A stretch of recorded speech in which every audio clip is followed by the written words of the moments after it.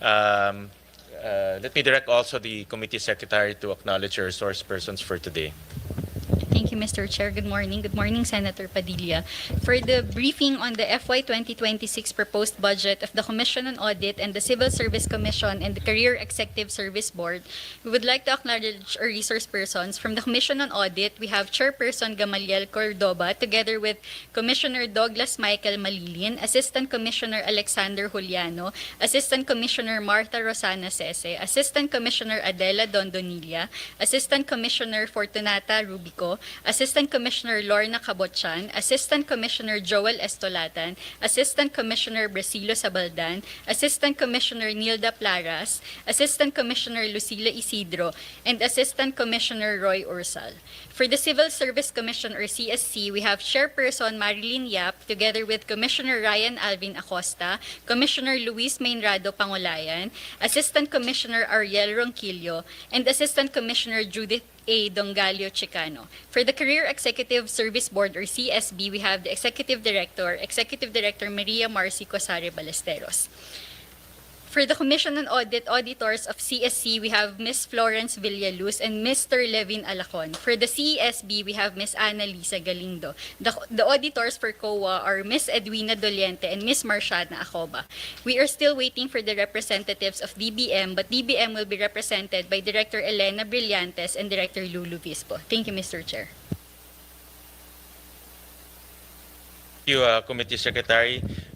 We practice first come, first serve here in the Senate, and I was informed by the COMSEC that the chairman of the CSC came in before the chairman of the COA. No? So, itong si Chairperson Yap, kami ni Chairperson Yap, Chairman we are pleased to present the proposed 2026 budget of the Civil Service Commission along with the highlights of our 2024 and first semester 2025 accomplishments and probably 2026 targets. Mandato ng Civil Service Commission ay taguyod ang mabilis, maayos at marangal na serbisyo publiko. Ang aming fiscal year 2026 proposed budget ay maglalahad ng mga konkretong programa upang patuloy naming mapagbuti ang pagtupad ng aming mandato. Ang aming constitutional mandate to be the central personnel agency of the government tasked to establish a career service and adopt measures to promote morale, efficiency, integrity, responsiveness, progressiveness, and courtesy in the civil service is contained in Article 9B of the 1987 Philippine Constitution as flashed in our deck. Inihayag po ng Pangulong Ferdinand Marcos Jr. sa kanyang 2025 SONA na kailangan pa natin mas lalong galingan, kailangan pa natin mas lalong bilisan ang ating paglilingkod sa bayan. Kaya naman, pinagsisipakapan namin na pagbutihin ang aming mga programa. To date, sa ngayon po, the Philippine Civil Service workforce is more than 2 million strong, consisting of 1,873,504 career professionals and 225,439 non-career professionals, including elected officials. Ito po ang distribution ng government workforce across sectors. Kung pansinin po ninyo, 70% of career professionals work in national government agencies while 20% work in LGUs or local government units. On the other hand, 63% of non-career professionals work in LGUs while 25% work in non-government agencies. We now present highlights of our performance for 2024 and the first semester of 2025. The CSC is one of the top performing agencies out of 308 agencies reviewed in the 2024 Agency Performance Review conducted by the DBM or the Department of Budget and Management. The CSC garnered a perfect score of 5, equivalent to outstanding performance in all PREXI performance indicators. This means the CSC excelled in financial management, met or exceeded all physical targets, and submitted timely and high-quality reports. As to policies, the CSC issued within the first quarter of this year the 2025 Omnibus Rules and Appointments and other human resource actions. The new Ora guides HR actions across all agencies. The CSC also issued in the first quarter of 2025 the 2025 Rules on Administrative Cases in Civil Service, or RUCs, which strengthens the accountability and streamlines procedures in dispensing administrative justice. Nailabas na rin po ang integrated at bagong Omnibus Rules on SALN, kung saan higit na pinalinaw ang pagbuo at pag-file ng Statement of Assets, Liabilities, and Net Worth. Ang mga iba pong pulisiya na naipalabas ng Civil Service Commission ay kasama na ang Civil Service Eligibility Preferential Rating for Job Order and Contract of Service Workers, Casuals, and Contractuals. Ano po ang ibig sabihin ng CSC Preferential Rating, Eligibility Preferential Rating? Ito po ay magdadagdag ng 10 puntos sa score ng mga mag-e-exam sa civil service examinations as long as their score is not less than 70%, dadagdagan po ng 10 points para makaabot sila sa 80% na passing score. Itong preferential rating ay binigay din po natin sa ating military and uniformed personnel. We also amended the educational requirements for first-level positions to enable junior and senior high school graduates to qualify for these positions. Recently, we also issued a resolution for the grant of eligibility to Sangguniang Kabataan officials, both elective and appointive, which implements Republic Act 11768 that further strengthens and revitalizes the role of the Sangguniang Kabataan in local governance. Our proposed fiscal year 2026 budget embodies our commitment to strengthen the civil service through our 3 core program pillars, namely human resource governance, professionalism and workplace cooperation, and administrative justice. Sa Human Resource Governance Program, ang sub-programs po ay Prime HRM or Records Management and Public Assistance. Ang Prime HRM ay program for institutionalizing merit and excellence in human resource management, and it aims to improve public sector human resource systems in 4 areas: recruitment, selection and placement, performance management, learning and development, and rewards and recognition. Sa 2024, 128 agencies were given the Bronze Level Award and 134 agencies were given accreditation by the Commission. 477 HR systems were given recognition by regional offices. In the first semester of 2025, 52 agencies were given the Bronze Level Award, 87 were given the Accreditation Award, and 261 HR systems were recognized. This means that they reach certain maturity levels in all the 4 areas of human resource management. Records management, on the other hand, involves the control and maintenance of personnel and legal records, including their creation, use, retention, disposition, and managing requests for validation. For 2024, 276,145 records were authenticated for the first semester of 2025. 15,527 records were authenticated. 100% of all these records were released within 1 day from receipt of the request. As of August 2025, 21,250 authenticated copies of requested records were issued, with 100% released within 1 day from the receipt of request for validation. There is also the Public Assistance Sub-Program, which responds to requests received from the public by the Public Assistance and Complaints Desks in the regions and the Contact Center ng Bayan. In 2025, our resolution rate is 99.8%, or 143,202 requests acted upon out of 143,512 requests received. From a total of 3,651 requests received, 3,628 were referred within the prescribed 3 working days, or a referral rate of 99.4%. Our next program pillar is professionalization and workplace cooperation, which includes the sub-programs of learning and development, appointments, examinations and eligibility, and public sector employee relations. The CSC administers the career service exams for professional and sub-professional levels and other specialized exams. The CSC also processes the grant of eligibilities under special laws and issuances. In the first semester of 2025, a total of 359,000 examinees registered, with 327,648 actually taking the exams. The bulk of examinees are those taking the career service examinations, both professional and sub-professional. In August 2025, may isa pa po kaming exams na kinonduct, 364,417 registered for the exams, and 331,675 actually took the exams.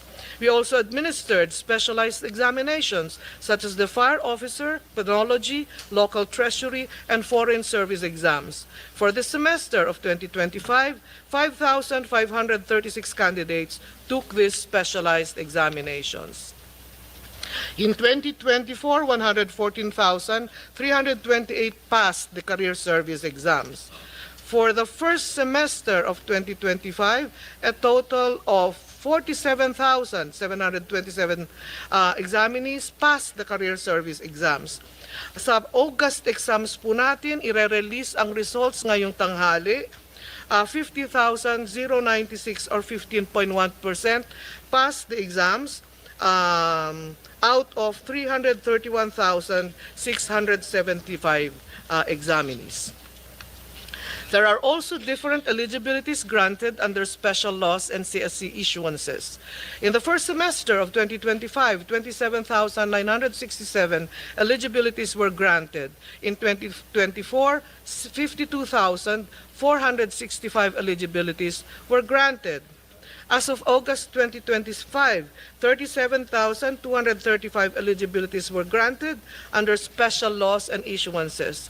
A closer look at the data revealed that the largest group are the honor graduates with 21,187 eligibilities granted, followed by career service preference rating and barangay official eligibility. Dumadami po ang honor graduates sa ating mga kolehiyo. On the sub-program of appointments, this involves verifying appointees' qualifications and compliance of appointments with civil service rules. In 2024, 766,128 appointments were acted upon out of 797,450 appointments, or 96.1% of total. By the first semester of 2025, 399,409 appointments were acted upon out of the 416,000 appointments received, or 95.9%. As of August 2025, 604,076 appointments were already received, and the acted upon were 534,990, or 88.56% of total. We also have a sub-program for learning and development, which provides learning opportunities to civil servants through face-to-face and online training, and these trainings aim to improve relevant skills and capabilities of civil servants. In 2024, a total of 105,601 civil servants were trained, surpassing the target of 73,700. In the first semester of 2025, we have trained 55,376 civil servants, and as of August 2025, the number has risen to 85,959 civil servants trained, or 114.61% of the annual target. We also have the Public Sector Employee Relations Sub-Program, which helps public sector organizations to be registered, accredited as exclusive bargaining units for their agencies, and to register their collective negotiation agreements. In the first semester of 2025, 96 CNAs, or collective negotiation agreements, were registered, 100% within the prescribed time, exceeding the target of 85%. Also, 88.24% of petitions for accreditation were processed within the prescribed period upon receipt of dole verification, surpassing the target of 80%. For administrative justice, which aims to ensure efficient and fair resolution of administrative cases in government, this is pursuant to the CSC's quasi-judicial power to hear and decide administrative cases and appeals involving government employees and officials. Cases are classified into disciplinary cases covering administrative offenses and non-disciplinary cases, which includes appeals and appointments, reassignments, and other human resource actions. Case disposition rate refers to the total number of cases decided over the total inventory of cases nationwide. In 2024, 10,052 cases were decided out of 18,881 cases in the total inventory, or a 53.2% disposition rate. In the first half of 2025, the Commission achieved a 33.90 disposition rate, or 4,636 cases out of 13,000 cases in its inventory, nearing its annual target of 44%. We are now at 39.14%, with cases decided at 5,870 out of 14,998 cases. And now to the meat of the presentation, the proposed budget of the CSC for fiscal year 2026. It stands at 4.188 billion in the NEP. In the past 3 years, the CSC received the following budget allocations. For 2023, we were given 2.1 billion. In 2024, we were given 2.3 billion. In 2025, 2.7 billion. And in the NEP for fiscal year 2026, it is 4.1 billion. May comparison po ng 2026 NEP at FY 2025 na sa ating slide. For fiscal year 2025, the increase in the proposed budget of the CSC in the amount of 1.5 billion plus is attributed to the following. The significant increase in the amount of 1.5 billion, which is the increase, is attributed to the foreign assisted project, which is the Philippine Civil Service Modernization Project at 0.963 billion, increase in PS allocation at 308.78 million, minimal increase in MOOE allocation at 6.9 million, and increase in Information System Strategic Plan allocation, which stands at 283.4 million pesos. Of the three major expenditure programs of the CSC, operations received 22.94% or 0.960 billion, which represents a 7.16 increase from 2025. General administration and support is at 27.61% or PHP 1.1 billion, representing 3.7% increase from 2025. For support to operations, 25.41% or PHP 1.06 billion, which represents 37.97% increase from 2025. Our locally funded project increase is at 1.03% or 0.043 billion or 43 million, which represent 1.8% increase from 2025. Our foreign assisted project is at 23.01% or 0.963 billion. The increase in personal services is due primarily to the implementation of the third tranche of the salary increase pursuant to Executive Order 64, Series of 2024, the increased allocation for the retirement and life insurance premium, and the increased allocation for pension for civilian personnel. In support to operations, the increase in the FY 2026 NEP in the amount of 283.455 million is primarily caused by the increase in the Information System Strategic Plan allocation for fiscal year 2020. For fiscal year 2026, the recommended budget of the CSC by major expense class are as follows. Personal services is 1.7 billion, up by 0.184 billion, and then maintenance and other operating expenses, it is at 1.1 billion, up by 0.441 billion, and capital outlay is at 1.266 billion, up by 0.78 billion. Seemingly, the significant increase in the CSC is hefty. However, only 6.9 million or 0.44% of the PHP 1.5 billion increase in 2026 NEP of the CSC is allocated for operating expenses. For fiscal year 2025, nirepeat lang natin yung ating personal services, may MOOE at saka capital outlay. Following is the budget utilization rate for the CSC. For fiscal year 2023, it stood at 99.99%. For fiscal year 2024, it is at 100%. And as of June 2025, budget utilization stands at 46.29%. As of August or September, however, personal services budget utilization is at 75%, MOOE is at 70%, capital outlay is at 66.4%, and RLIP is at up to 75%. The CSC requested a total of 6.5 billion, while the 2026 NEP is provides for 0.414 billion, which means a total amount of 2.4 billion was removed. The next slides will show budget items not included in the fiscal year 2026 NEP, which we feel are important in the CSC's operations and which we hope we earnestly seek your support, the members of the committee and the chair, to consider at least restoring a portion of the CSC budget proposed that has been removed in the NEP budget. The breakdown in order of priorities are in the subsequent slides. The first priority consists mostly of increase in MOOE for operations and construction of regional and field offices. Karamihan dito ay payment of utilities pero may construction din po ng offices and then publication of necessary civil service materials.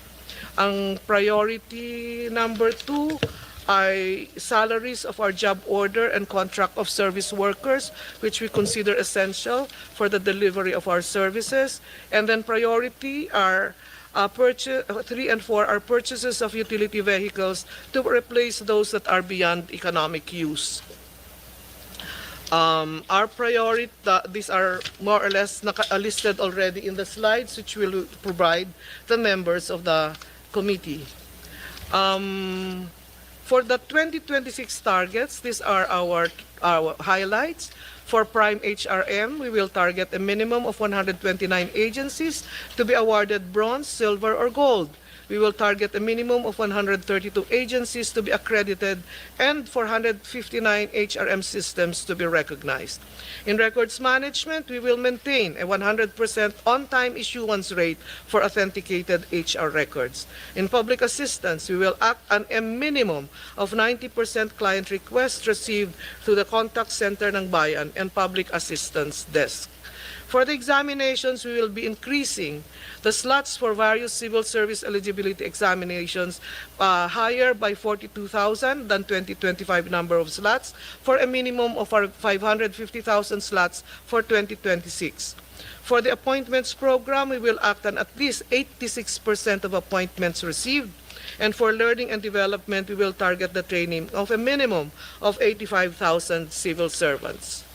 For public sector employee relations, our target is to accredit a minimum of 42 public sector employees organizations and to register 56 new CNAs. For the administrative justice pillar, we will commit to decide a minimum of 45% of all pending cases in the national inventory. Regional offices have committed to cleanse their inventories by end 2026 of pending cases in regional offices. We will also embark in 2026 on the implementation of the Philippine Civil Service Modernization Project.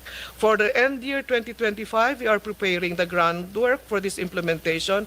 We are organizing the project, the management unit, and the TORs for the hiring of specialist supervisors, assistants, and project managers. The project has 3 components. The component 1 involves enhancing Prime HRM and learning and development offerings and systems. Component 2 is the design and rolling out of an HRMIS and payroll system across all government agencies, involving at the first phase more than 40 agencies, including the CSC. The component 3 involves a change management program and communication strategy for the modernization project.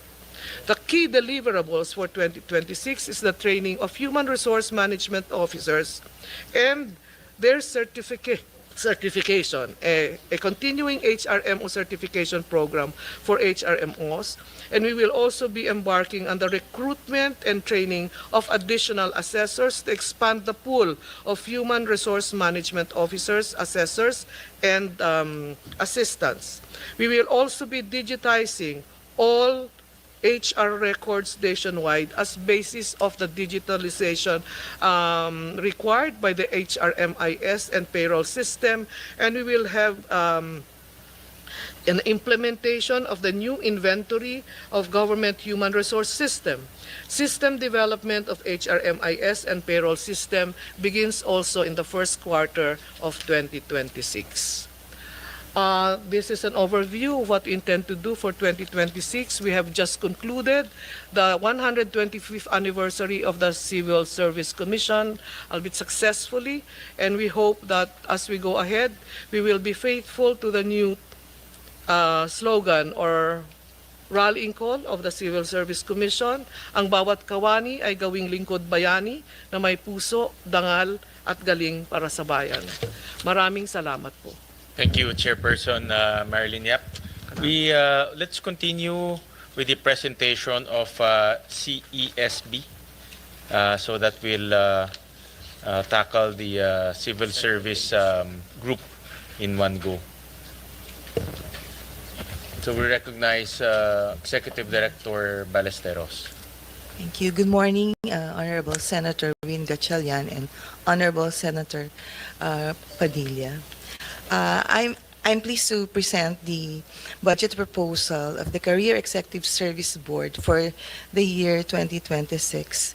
As you already know, the Career Executive Service was created in 1972 by Presidential Decree Number 1 to form a continuing pool of well-selected and development-oriented career administrators. The mandate of the CESB is being the governing body of the CES. It is mandated to promulgate rules, standards, and procedures on the selection, classification, compensation, and career development of members of the CES. Our CESB budget structure under the program expenditure classification focuses on our operations, focus on the organizational outcome, on merit and fitness system for career executive service officers, strengthened and pool of globally competitive CESA sustained. We focus our operations on career executive screening and development program, which consists of CES eligibility process and appointment or promotion in CESA rank, CES capacity building or training, and CES performance management and external relations. We have also the support to operations and the general administration services. Our budget proposal is aligned with the Philippine Development Plan for 2023 to 2028. We support the PDP sectoral goal on Chapter 14, Practice of Good Governance and Improve Bureaucratic Efficiency. Outcome 4, competent, motivated, and agile, resilient public servants supported, wherein the CS system will be strengthened through merit and fitness, and that potential and qualified third-level officials will undergo the four-stage CES eligibility process, the CES Leadership and Management Proficiency Program or LAMP, and other CES lifelong learning programs for appointment to CES rank to build up a critical mass of CES officers and eligibles. Our performance report for 2024 and first semester of 2025 on the Career Executive Screening and Development Program. Okay. We are monitoring the number of CES positions occupied by CESOs and CES eligibles. This indicator is about the CES officials, CES eligibles, and CESOs appointed to CS positions. And our annual target under the Philippine Development Plan is 50%. As of June 2025, we are at 43%. From November 2022 up to June 30, 2025, the CES board has already recommended 438 officials for CESO rank to the Office of the President. Out of this, as of June 30, 2025, a total of 276 CESO rank appointments were already approved and issued by the President. From the same period up to June 2025, the CES board also approved and conferred CES eligibility to 408 officials.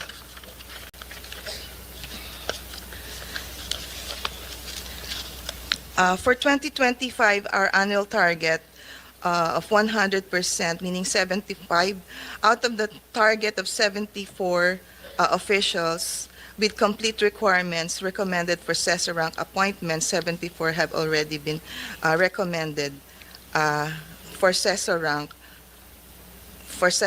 as of June 2025.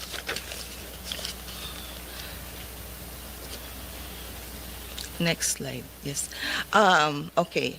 Our annual target for the number of percent of officials for complete rating with complete ratings or performance ratings processed within 30 days after closing of online submission of all government agencies. We have meet the target of 100% as of June 2025. That's about 2,287 officials in first semester of 2023 and 2,087 officials in second semester of 2023 and 1,977 officials for second semester of 2024. In terms of percent of participants in our training programs rating the programs conducted at least very satisfactory, we have exceeded the target by 99% as of June 2025. This is an illustration of the four-stage CS eligibility process. It consists of CES written examination, the first stage. The second stage is the assessment center. Third stage is the performance validation, and the fourth stage is the panel interview. As of June 2025, we have conducted 2 quarterly CES written examinations already, and this is a quarterly conduct. And then for the second stage, the assessment center, we have already accomplished 16 sessions out of 30 sessions target for the year. It is conducted in the CESB office, where candidates undergo a series of structured activities designed to assess their leadership competencies.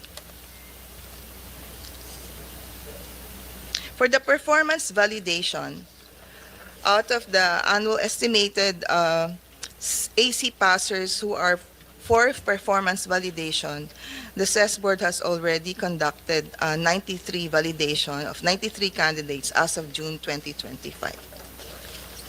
And those who passed the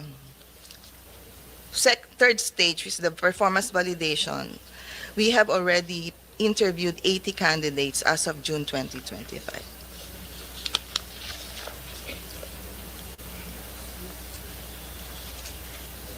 Okay. Our comparative budget utilization from FY 2020 up to the first semester of 2025 is on your screen. During the pandemic, we had a utilization rate of 80%, going up to 94% in 2022 and then 92% in FY 2024. For the first semester of 2025, we have already utilized 45% of our budget allocation.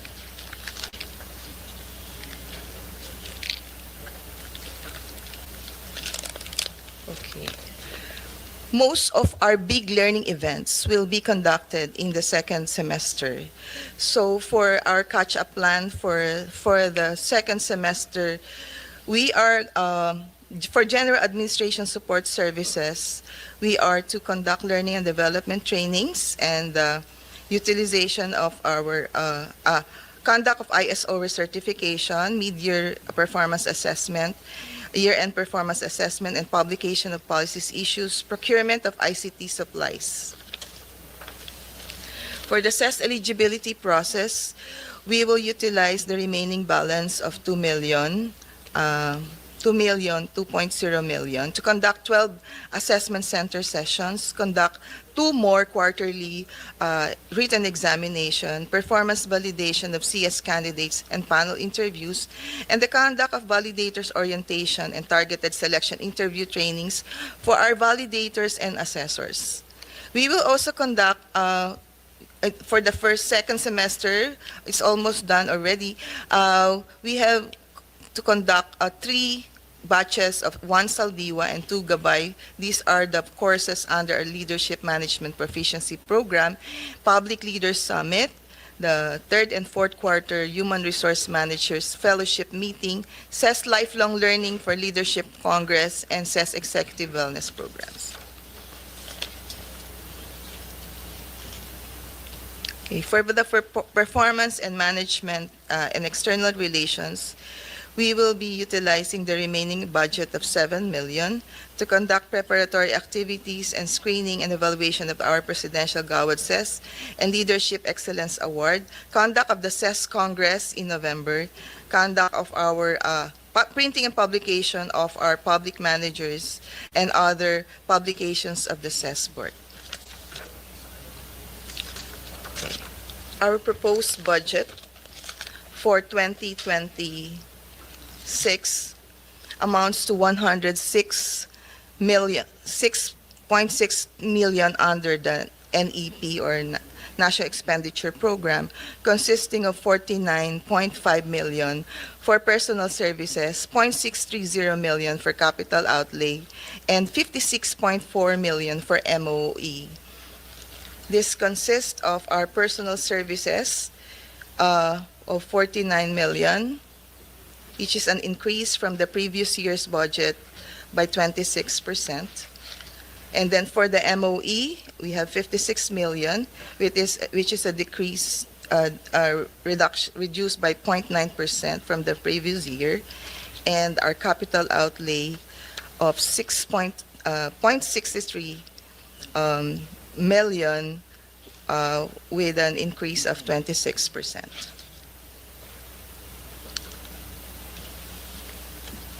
So our comparative budget, that's the total budget under NEP. Our original proposal was substantially also reduced from the original proposal of 145, which including Tier 1 and Tier 2 proposals. Our NEP was reduced to 102 million. That's a reduction of 42 million or 29% decrease. So we are proposing for the reconsideration of our Tier 2 proposal, which includes additional conduct of CES Leadership Management Proficiency Program. These are programs to accommodate more trainees, CES eligibles who are vying or applying for the CESar rank, and conduct of 6 additional assessment center sessions in order to address the backlog in our AC applicants, the creation of Project Management Monitoring Office for our proposed CESB building project, creation of additional 23 plantilla of the Secretariat, plantilla positions for the CESB Secretariat, and refleeting of our 6 units of motor vehicles, which have already reached their serviceable lifespan, for a total of 34.7 million. Our proposed budget for the eligibility for MOE, the eligibility and rank appointment with amount of 9.6 million will strengthen the merit and fitness in the screening of CES officers in order to infuse the government bureaucracy with well-selected and development-oriented career managers.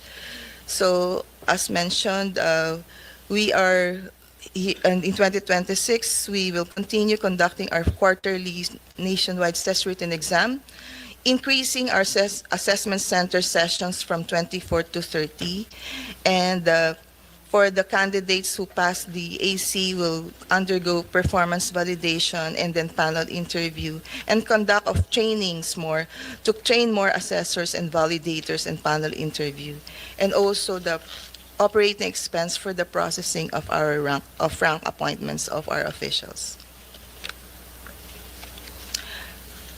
The MOE budget of 7.3 million for our professional and career development. This is our commitment is to raise the level of managerial competence of our CES officials and developing deeper sense of commitment and integrity among CES officials, enhance the overall HRD programs for our CES official.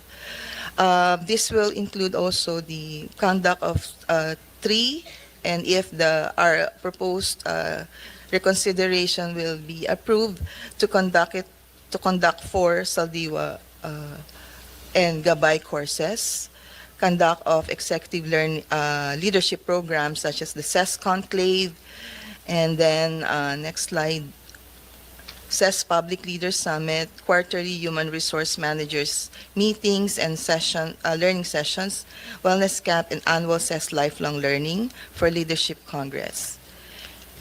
We also intend to strengthen the CES accreditation and equivalency system for executive leadership training programs to engage with institutional training partners for the development and conduct of accredited training programs. Next. For performance management, the budget of 7.8 million will be intended for strengthening the performance evaluation system in all departments to support productivity and accountability and promote the morale and welfare of CESs and eligibles. So the same target of processing the CESPES performance ratings of officials in all agencies, providing agencies with the CESPES report performance ratings of their officials, and provide agency heads concerned. For also under performance management, we will strengthen the CES Presidential Gawad CES Award, administer the CES recognition programs, conduct the screening, selection, production of information, educational materials. Including also in this budget is the annual CES lifelong learning for Leadership Congress for 1,000 participants. Also, we continually conduct the CES Club sessions and strategic conversations with agencies and Association of Career Executives in Luzon, Visayas, and Mindanao, and other external relation activities.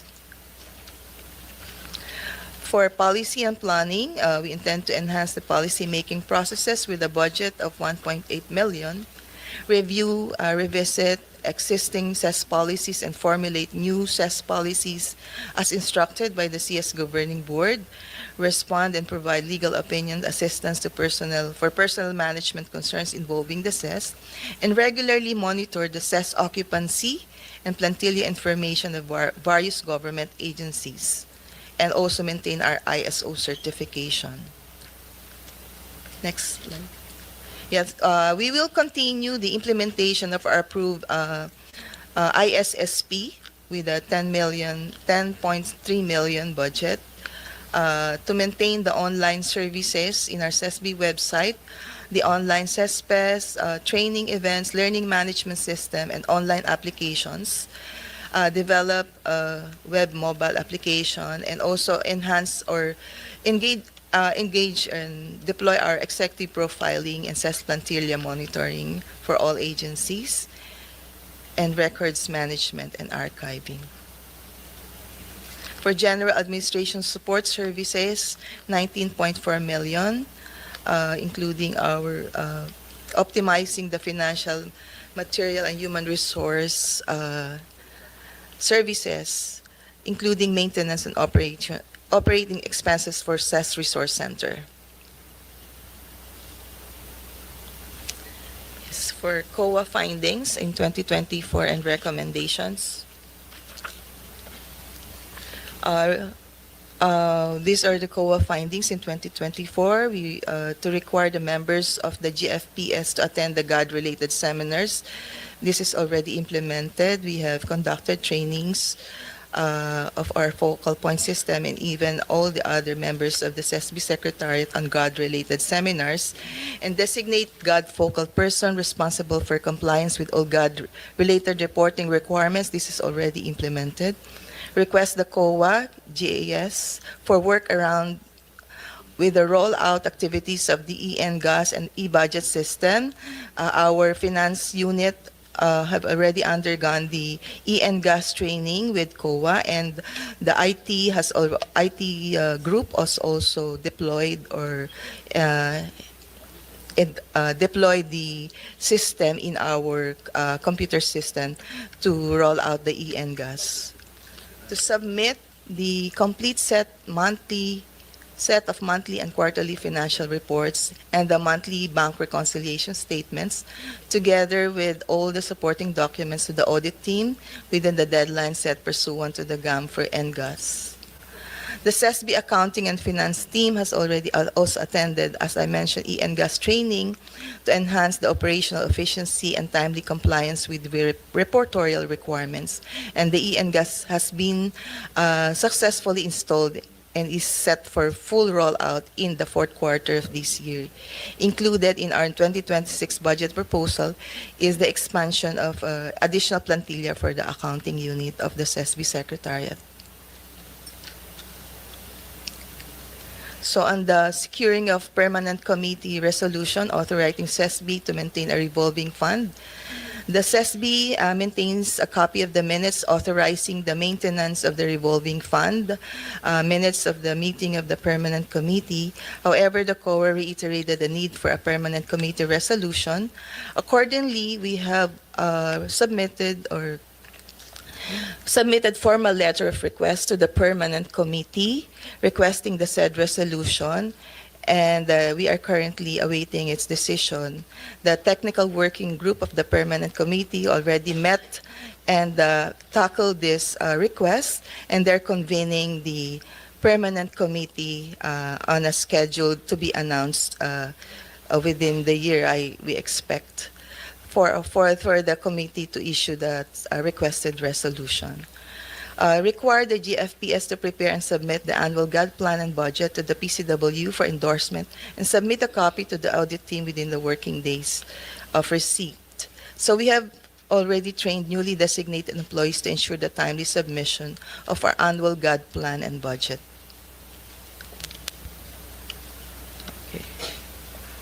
For our reports on off-budget accounts, the CES board derives income primarily from fees collected for trainings, seminars, conferences, and CES eligibility examination.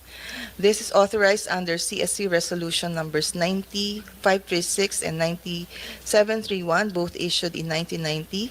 This fund supports the CESB's mandate of professionalizing and strengthening the CES.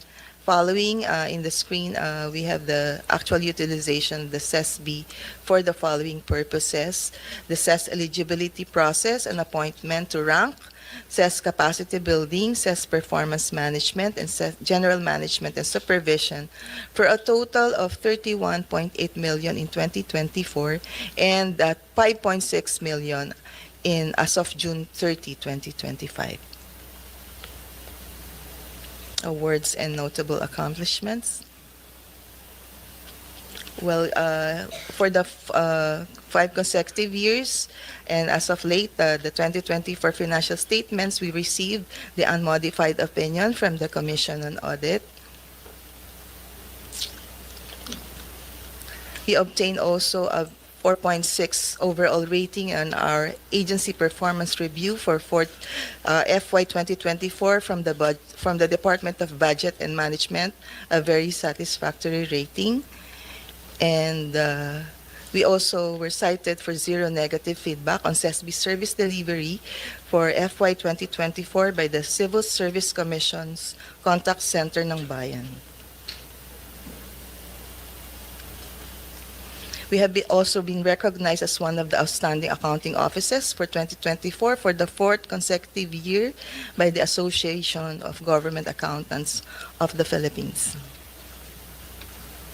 Certified, recertified ISO 9001-2015. Thank you po, Honorable Senator. Thank you for the presentation. We're now open to questions. Any questions, Senator Robin Padilla?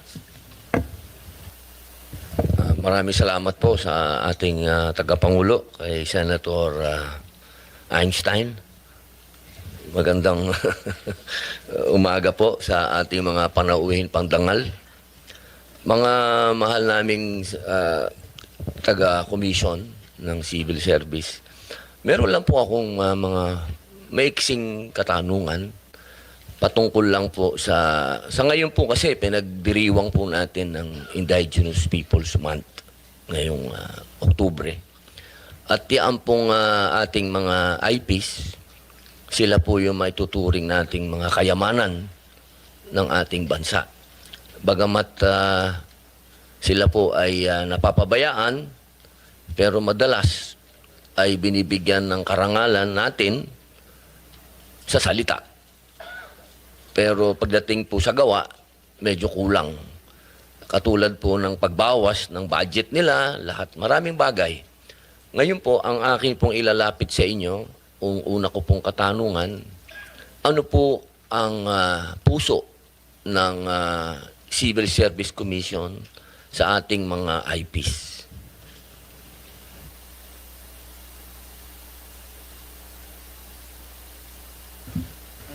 As of now, walang specific na program for indigenous peoples, but there is a standing policy, has been there for quite some time, for an inclusive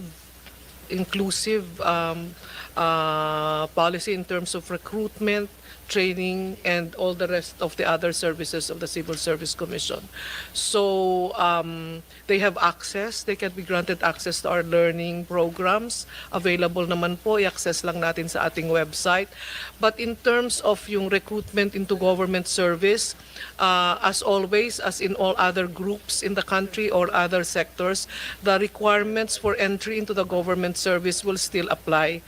May 4 pa rin pong qualifications para makapasok sa government service. Ito po yung educational qualification for the position being aspired for, and then yung experience niya sa mga duties and functions na integrated into the position, and then training, as well as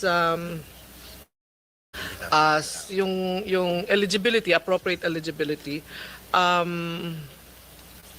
Pero sa ngayon po, as of June 2025, there are a total of 70,180 IPs in the government.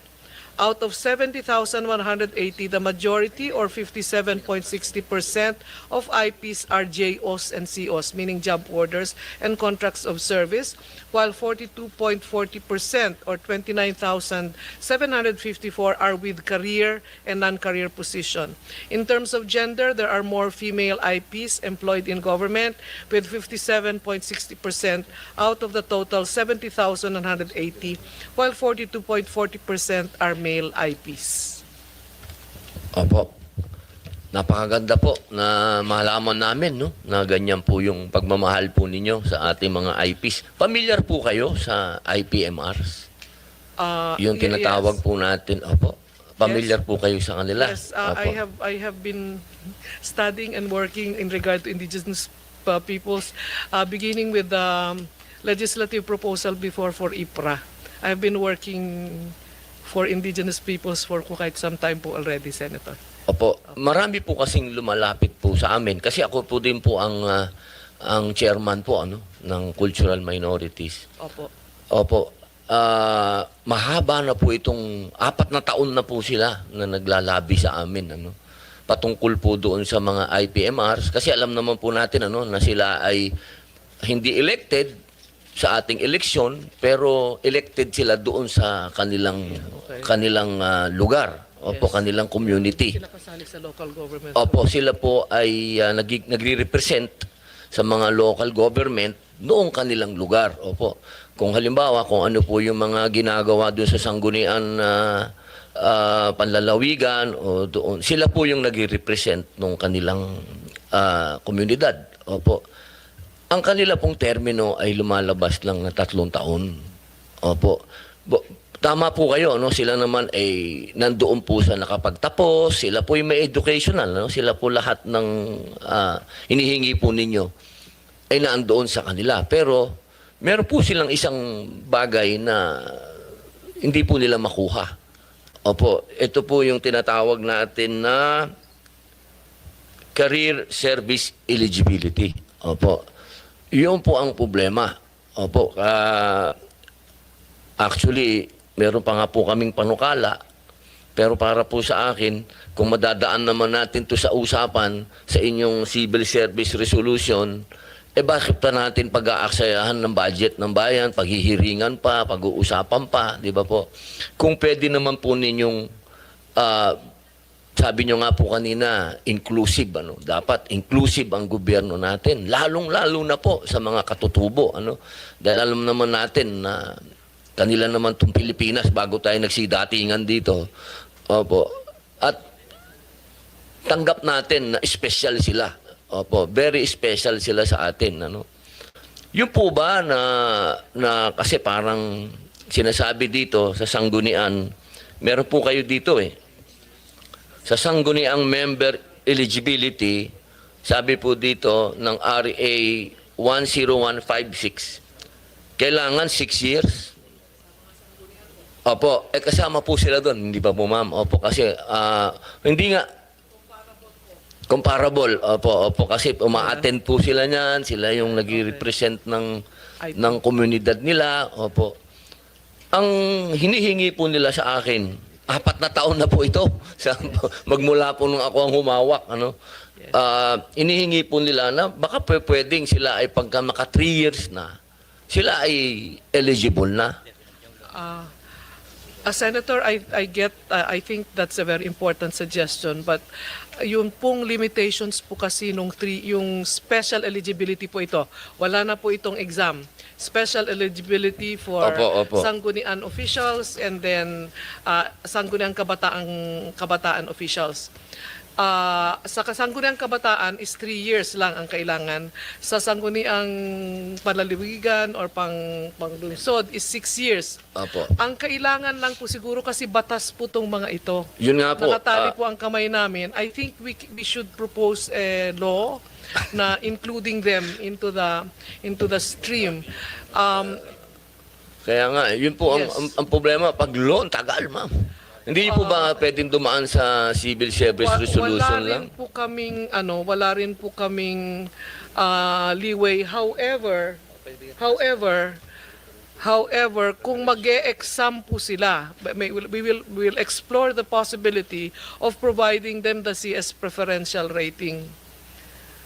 Since, di ba, Ito meron po kasi yung silang- hinihingi nila na sana after 3 years, wala nang examination, eligible na sila. Batas po talaga yan. Pero kung Oo. mag-e-exam, pwede natin sigurong pag-aralan, ipasok sila sa CS eligibility preferential rating na kahit bagsak sila, basta hindi mas mababa sa 70, dadagdagan po natin ng 10 points para makapasa, meron na silang eligibility. Ba, maganda I yun, think- ha? I think Baka that's- pwedeng 70 na yung idagdag nyo para 5 na lang, ano. Masakit naman po sa merit and fitness natin po yun. Masakit po yun. Or probably, Di ba? I mean, these are possible areas of Kasi exploration. maputol ko po kayo. Iba-iba ang kultura natin. Alam ko po. Iba-iba ang kultura natin. Iba yung knowledge nila. Yes. Iba yung karunungan nila. Yes. So, they have this special knowledge, di ba? Yes. Yung hindi natin kayang pantayan din yun. Meron din silang hindi kayang pantayan sa atin, di ba Yes. po? Pero, sa tingin po ba ninyo, hindi possible yon na 70 na yung i-plus nyo, 5 na lang. Pag-aralan po. Opo. Kasi kagaya po yung CS preferential rating ngayon, ang request po naman sa amin, yung 10 years na experience in government ay Opo. bababaan po ng 5 years. It's already being deliberated upon by the commission. So, pwede rin po nating isali sa Opo, committee ma'am, baka sakali lang po mapag-usapan po ninyo. Opo. Kasi kung Iahambing po natin kasi so totoo lang po yung knowledge nila. Iba yung knowledge nila eh.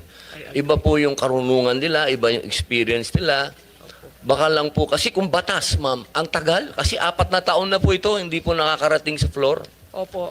Opo, alam naman po naiintindihan ninyo ko po kasi yung dito. Matagal na rin po ako nagtrabaho sa legislatura, so alam ko Opo, gaano opo. kabagal. But I think Baka mas itong Indigenous Peoples Month baka magkaroon ng magandang puso sa inyo. Oo, di ba? ilalagay po natin sa aming policy reforms yung pwedeng CS preferential rating for indigenous peoples. The request, however, is from 70, gagawin na lang 75 or something. Opo, kung 75 yung passing grade, gawin na lang yung 70 yung points na 80 po yung passing grade added. kasi 5 na lang 80 po. yung Kasi yung 5 points, itsura na lang. Parang sabi ng tatay ko, pwede na yan, pagka pogi ka, 75 na grade mo sa teacher niyan, kaya puro 75 po ako eh. Ma'am, lang po, konting lang. Tingnan, pag-usapan lang po ninyo, opo, kasi kung pag-aralan batas, po ma'am, natin. tagal nito. I Opo. agree. But I Opo. think the most promising area would be preferential rating for indigenous Opo, peoples. sana Much the hindi same na kami way- umabot sa hearing, Opo. gastos pa ng bayan. In much the same Opo. way that the possibility of granting the same preferential rating is also being explored for migrant workers. Yon. Kasama po sila sa mabibigyan para kahit mabagsak man, 70, madadagdagan. Yan, ma'am. Ang galing. Simo, nanganak pa. Kasama na natin yung mga OFW. Ma'am, bali makikipag-coordinate na lang po kami sa inyo. Nandito naman po, open po kami. Sa akin po, 24 hours a day, you can call me. Okay, ma'am. I give out my number to people. That's an open... Kung ganyan kasarap kausap ito mga to, baka mag-move na ako. Approve na natin, boss. Salamat po. Salamat. May tanong Sige pa po po. sila. Salamat po. Salamat po. Thank you din po. Salamat po.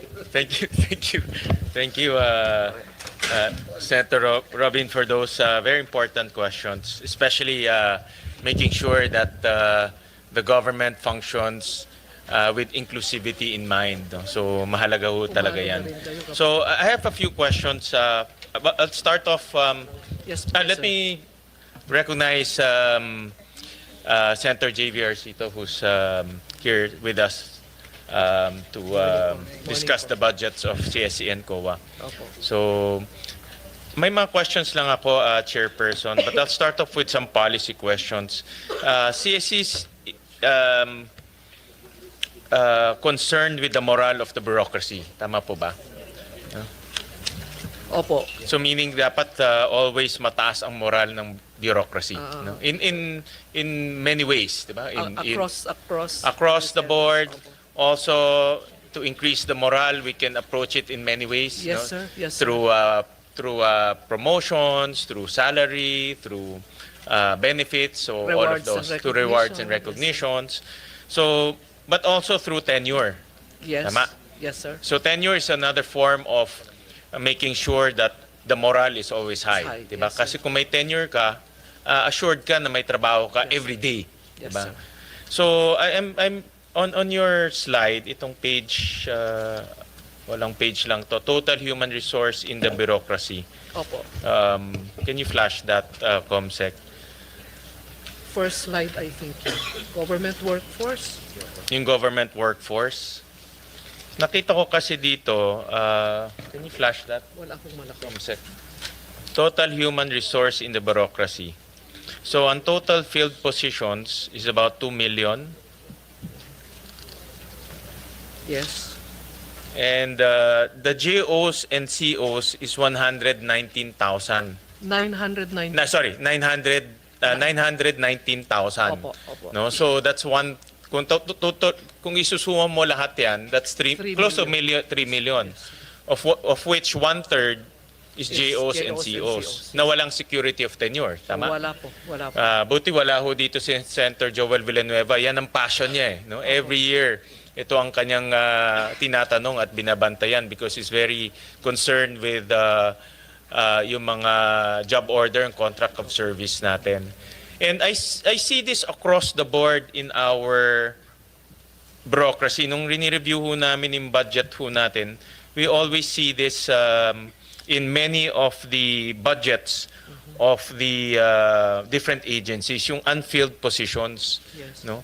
So for example, in 2024, out of the 2 million authorized positions, 157 unfilled. No?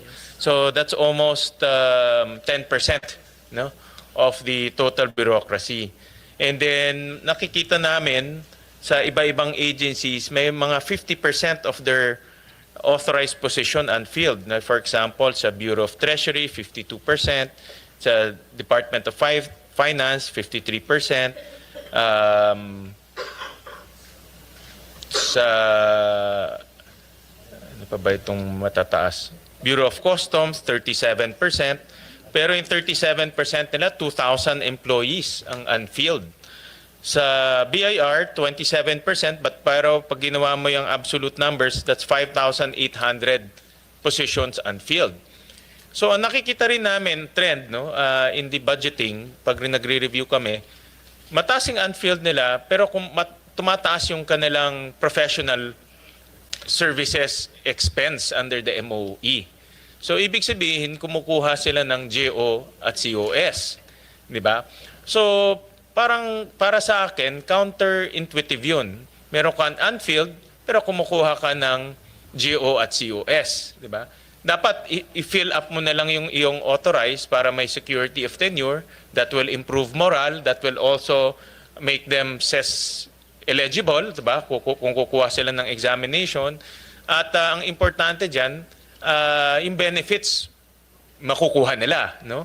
Dahil ang GO and CO walang benefits, tama po ba? So walang benefits ho sila. So this is my question, no? In the quest to increase the morale or maintain at least the morale, 1/3 of our workforce is JOs and COS, contract of service, job orders, and then maraming unfilled positions, 157,000 unfilled positions in 2024.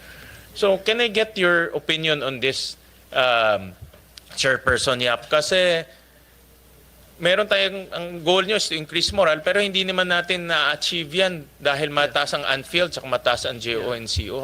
What should be, what is your opinion on this, and what is your analysis on this? I think the bigger problems, Mr. Chairman, is the fact that the JOs and COs are not considered employees of government. So we cannot touch them. Some of them, alam natin they to, work, masakit nga po kasi. nagtatrabaho sa kanila 30 years, 40 years. Alam niyo ito lahat, di ba? I'm sure sa COA may mga ganyan rin. Especially contracts of service, marami po nagtatagal. Correct. So, pwede bang 30 years ka nagtatrabaho pero hindi ka pa rin... Hindi ho talaga tama yun. I mean, across national down to local governments, hindi ho talaga tama yung matagal na nagko-contract of service tayo. Yun na nga po, labas po sila. I mean, it's not I'm washing my hands, but we can engage in policy discussion on this. Labas po sila kasi sa jurisdiction ng Civil Service Commission. We cannot regulate them. Ang regulatory agencies po for them are the Department of Budget and Management and COA po. Hindi ko po binabato sa COA, pero Katabi niyo sa chairman. magkatabi po kami ni Chairman. Pero as of now po, pinag-uusapan po ng COA, DBM at Civil Service Commission, itong question po ng possible benefits on a longer term for contracts of service and JOs. Yun po ang problema namin. I think ang contributory factor din kaya pag minsan hindi na-fill up yung 150,000 na vacancies, kahit maraming JOs and COs, yun pong fit ng qualifications for the vacant positions ay hindi magtugma kahit applyan ng JOs at saka COs. Wala rin silang eligibility that is appropriate or marami po kasi sa technical services na nagbibigay, consultancy services for one, they don't want to get into the stream of government employment. Kaya pinipili nila yung COS na positions. Having said that, however, marami naman sa kanila ang kumukuha ng civil service eligibility. So my personal sense, and I think we share it with the Commission, is that kailangan pong tignan po yung overall policy governing JOs and COs, and it has to be something that probably will be done through legislation, even if it takes a long time, or something that gives authority for us to compel a more stable set of benefits or tenure incentives for JOs and COs. I think dahil sa constitutional mandate ng CSC to be the central personal agency of government. Yes. So CSC should look at the entire workforce of government. No? Yes. I know that you don't regulate JOs and COS, but you regulate the entire workforce of Yes. government. And if the problem is itong mga COs and JOs hindi ma-fit doon sa qualification ng mga positions, then we should also look at that. Yeah. Ang punto ko lang, we have to look at government As a in whole. its entirety. As a Hindi whole. pwede lang yung, tignan lang namin itong mga eligible lang. Pero yung eligible, hindi natin titignan because government functions as one.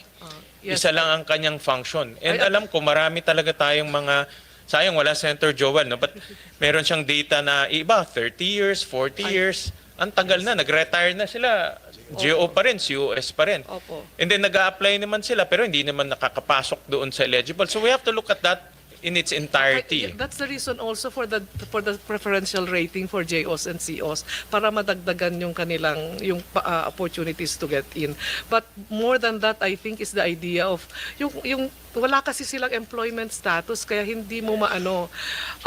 Our suggestion, for example, in the House of Representatives was since their employment in government is governed by contract, maari sigurong may pulisiya ang gobyerno na i-integrate doon sa contract yung at least the fundamental benefits that they should be receiving more or less comparable to the benefits being given to regular employees. Although yung ating mga contracts of service ho, meron na sila ngayon existing na parang incentive, may additional sila na 20% incentive over their pay.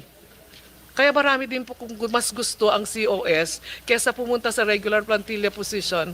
Kasi pag iad mo po yung 20% na dagdag sa kanilang sweldo, comparable na po yung position nila doon sa regular plantilla position.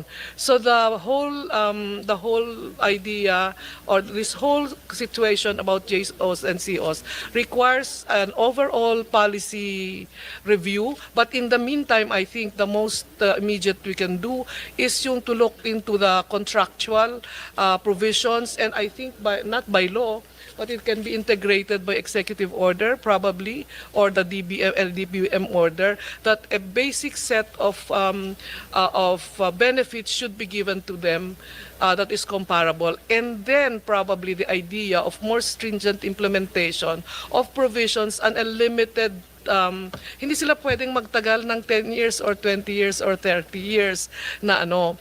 We are maling pinag-usapan sa last na commission meeting namin and our dialogues, regular dialogues sa commission, na kailangan maglabas, possibly we can put in, but yun nga, hands-tied kami, na kung pwede kaming maglabas ng pulisiya na walang dapat magtagal na contract of service or job order ng mahigit na ganitong years. Kanya lang, the other argument is that paano kung wala na silang mapasukan, ililimit mo yung kanilang, di wala rin naman silang sweldo. Kawawa, may counterbalance po kasi yung tanggalin natin ito, ilimit natin ito. Marami namang hindi makakapasok. Inaaliw na lang po natin ang ating sarili na kahit papano yung JOs and COs, while hindi pa pareho ang benepisyo sa regular employees, meron silang pwedeng mapasukan sa gobyerno at magkakasweldo sila on a regular basis, at least for the time that they are in a JO or COS position. To be honest, if you look at this number, and 1/3 of the workforce of government is on a JO or COS basis, parang temporary to, walang Yes, security of yes. tenure, walang benefits. For me, if I look at this scenario, there's something wrong. That 1/3 of our workforce in government, wala siyang security of tenure, wala siyang benefits. I agree, sir. And ako, if you ask me, my personal opinion, dapat they should be treated the same way as any other government I official agree, sir. because I agree. sila ay nagtatrabaho sa gobyerno, I agree. nagbibigay ng service. Lalo na pag tumatagal ng 30 years. I agree. Lalo na pag tumatagal ng 30 years. Ngayon, if you talk to COA, of course, COA naman, their mandate is to audit, to make sure that everything is in order in terms of financials. Ang DBM naman, budget, yan naman ang kanilang focus. Ang GOCOs, parang walang, kanya-kanyang agency, kanya-kanyang policy yan. No? Yes. So what I want to request from sa CSC is take the cudgels for the GOs, JOs and COS from a analysis Point of and view, yes, and recommendation point of view. I know you don't regulate them, but Yeah. kailangan lang merong tumingin nito as a whole eh. Opo. No?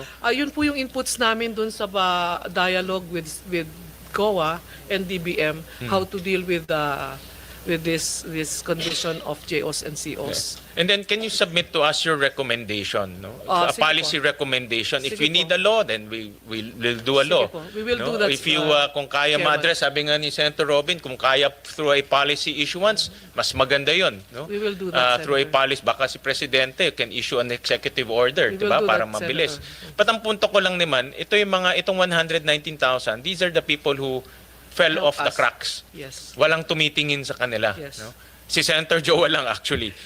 Pero from a policy point of view, walang tumitingin sa kanila. So it's about time na tignan mabuti ito at mag-recommend sa amin, no, sa legislative, kung anong policy na pwedeng gawin or anong law na pwedeng gawin para matulungan naman natin sila. We will do that, sir. Oo, kasi ang CSC is overall ay tinitignan nyo yung lahat, no? Although yun na nga, you don't regulate this, but you look at the entire government bureaucracy, I agree, no? Through a Senator. manpower. We will commit to providing you a policy study on JOs. Yes, and thank you. COs. Thank you. Thank you. Another one is yung ito, very passionate ako dito naman yung senior high school graduates. Opo. Kasi nung nag-shift tayo to K-12 in 2012 at nagkaroon tayo ng senior high school graduates in 2021 ba? No? 2021, no? Gobyerno ang lumabag doon sa K-12 law because hindi tayo tumatanggap ng K-12. Wala tayong service standard for K-12 graduates, no? And so tayo nagmandato sa mga kababayan natin mag K-12, kumuha ng senior high school, pero tayo namang gobyerno ang hindi kumukuha ng senior high school. So I want to get an update on itong correction na dapat natin gawin dahil kung tayo nagmandato sa K-12 at senior high school, dapat kumpiyansa rin tayo, confident tayo na magagaling sila. Tayo rin nang kumuha sa kanila. No? May I get some updates on that? Ang latest po because of the demand, we were monitoring you conducted hearings and yung employability ng K-12 graduates. Na-amend na po yung education qualification standards for first level entry into the government service. It now allows graduates of junior and senior high school to be employed to qualify. Meron na silang educational qualification for first level positions in the bureaucracy. But meron pa rin naman yun mga ibang qualifications that they can comply with, but at least the educational qualification is already there. Ni-recognize na yung pag-graduate nila ng junior and senior high school as qualifying them for first level positions in the bureaucracy. First level position. So those who are watching our Administrative hearing. support, So pwede na ho yung junior high school, Yes, which yes, is yes. grade 10, This and is then the senior result. high school is Yes. grade 12. Yes. So allowed na ang mga agencies Allowed na to get. silang mag-apply. Okay. Opo. Okay. And what are those first level positions? Other are clerical and other administrative support jobs. Meron din pong trades and crafts. And then custodial positions.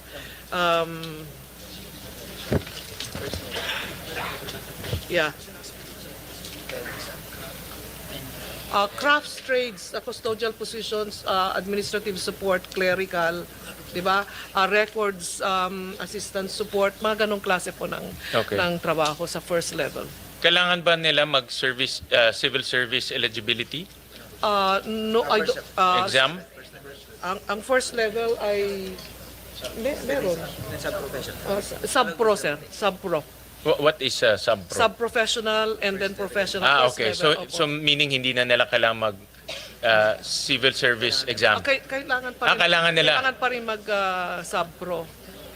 So ang senior high school nagagraduate, gusto magtrabaho sa gobyerno at first level positions, kailangan mag-civil service O exam. mag-subpro siya. Pero ligtas na siya sa educational requirement. Dati may Okay. higher education. Pero mahirap pumasa. Nakita ko 14% lang ang passing rate.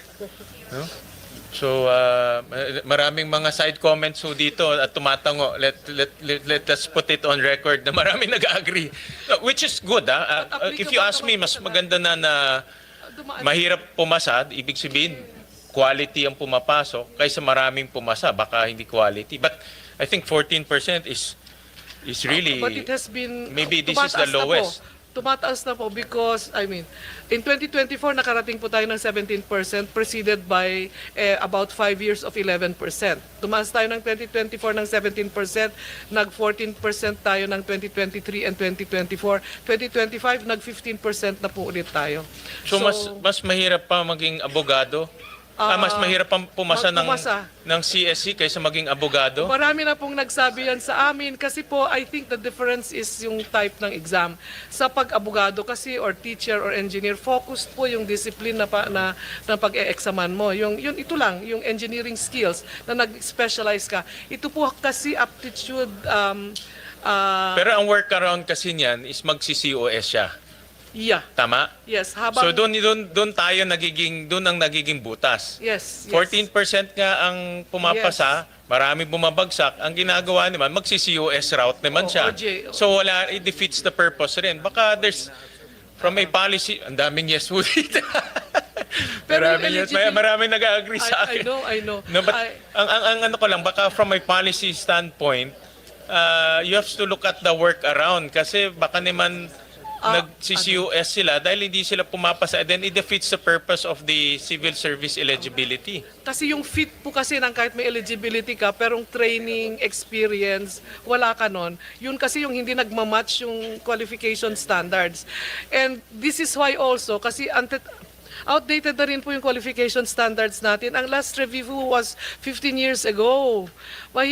Marami na pong outdated na positions, marami nang mababa ang sweldo na positions, IT na po tayo. Ang sweldo ng mga IT ang bababa pa. So we have a new study, we have embarked on a study together with the UP and SIPAG to review the qualification standards across all positions. Probably we can finish this in 2 years or 3 years para ma-submit to the President and to the appropriate agencies for review para matignan po yung qualification standards natin. Kasi ano na po, mas matanda pa po sa akin. So can we maraming policy Yes, there are review that you need to do. Yes.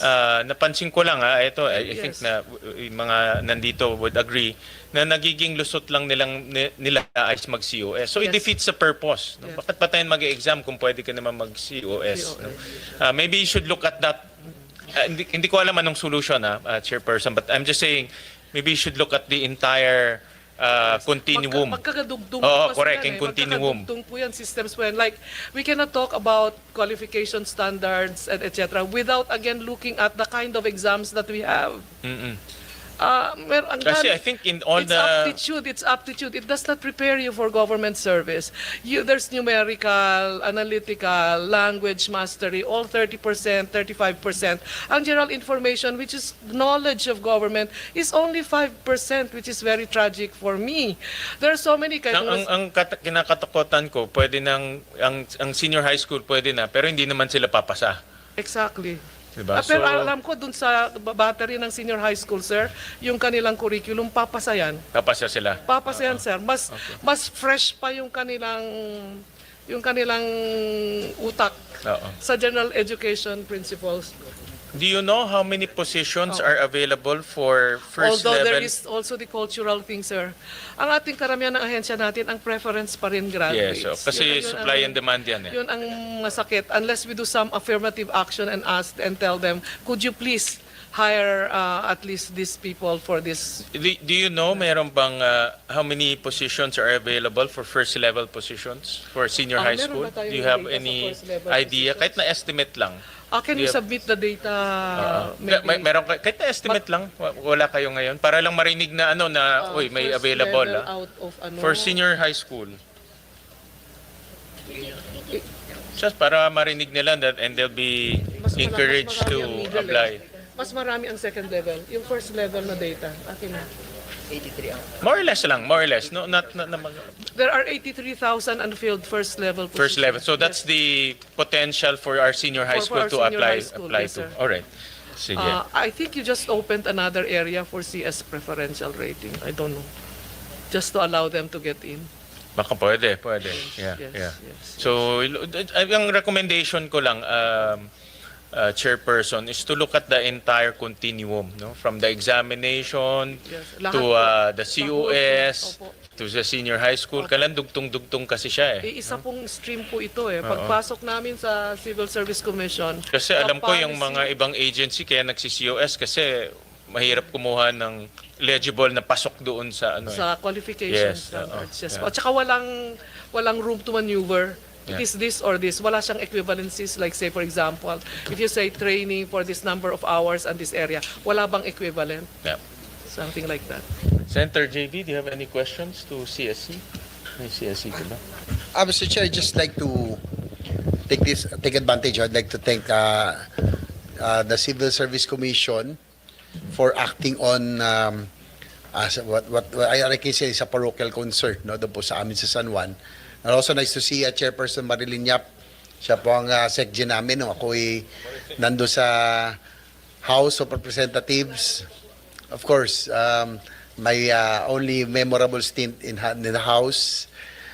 First of all, I'd like to thank Civil Service Commission for their prompt action on the issue of yung San Juan employees, lalo na yung mga department heads, whose terminal leaves were withheld.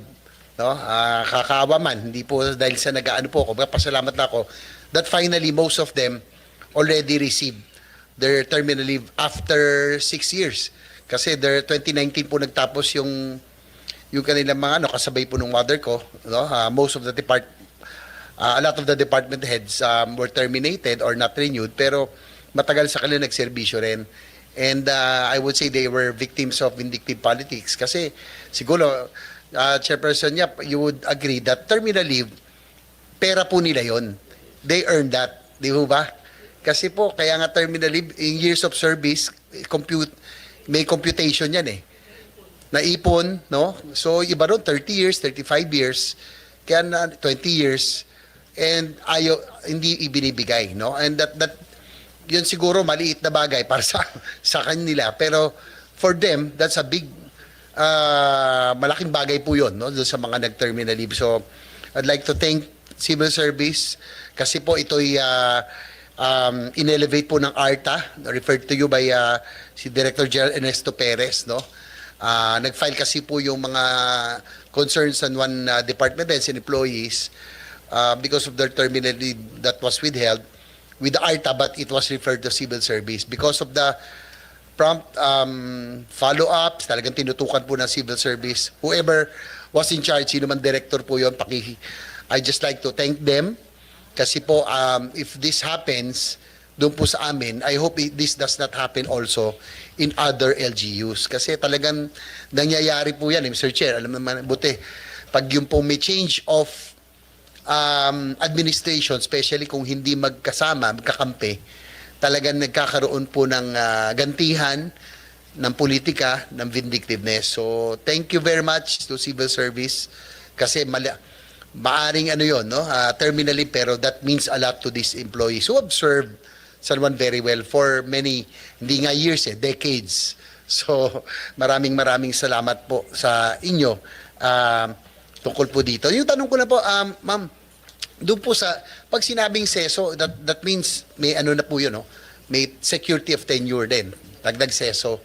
Ang nagtataka lang po ako doon sa, although natanong ko na rin po noong DOH budget hearing, most of the USECs and ASECs of Department of Health were replaced, no? Nagulat ako kasi nung humarap po ako, being the principal sponsor and author of the Universal Healthcare, marami po sa kanila nakatrabaho ko, and a lot of them were part and played an important role in the passage of this landmark legislation. Kaya lang nagulat po ako, kung ano man to, you can answer kung ito ba'y nag-a-apply sa kanila or pag nasa USEC level, ASEC level ba, hindi na ho applicable yung sa CESO. Kasi ang worry ko lang po rito, Mr. Chair, yung pong institutional memory, no, of the agency or department. Kaya nga po may CESO eh. Kasi po, to ensure that there is continuity, 'di ba? May continuity, no, na may iwan na alam po yung programa. Nagulat po ako sa DOH, ang naiwan na lang po ay si Secretary Herbosa, but most of the USECs and the ASECs were replaced. Eh, syempre naano ko dahil wala na yung mga dating kausap natin. So how will we implement better yung universal healthcare? Gayong wala na po yung mga may alam po sa programa, no? Sila USEC, sila nag-acting secretary pa, Dr. Rosario Vergere, Aquiles Bravo, who are CESU 2 rin to, mga CESU 2 sila. And Dr. Kenneth Ronquillo, CESU 3. Ayun lang po, ma'am. Baka nabigyan ko kayo na pero I was just surprised. Before I ibigay ko sa CASB po, ang karamihan po kasi ng USEC at saka ASEC ay presidential appointees. I don't know the details of their separation from the service, but if it is a decision of the office of the president, hindi po natin maaano yon. However, meron namang safety net po ang ating mga career executive service officials. They are not removed from office.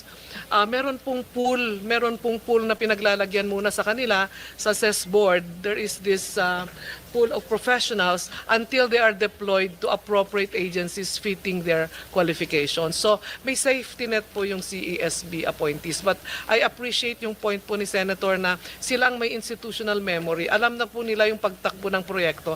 Tapos tatanggalin mo. Tapos yung learning curve ng susunod, medyo mahirap-hirap na naman. Yun nga po, Chairperson, no? I thank you for agreeing with me. Yung institutional memory is very important. Kasi, presidential appointees may come and go, may bagong administrasyon, pero dapat may naiiwan ho talaga. Who knows yung history ng mga programa and of course yung mga proseso at yung mga information about the institution.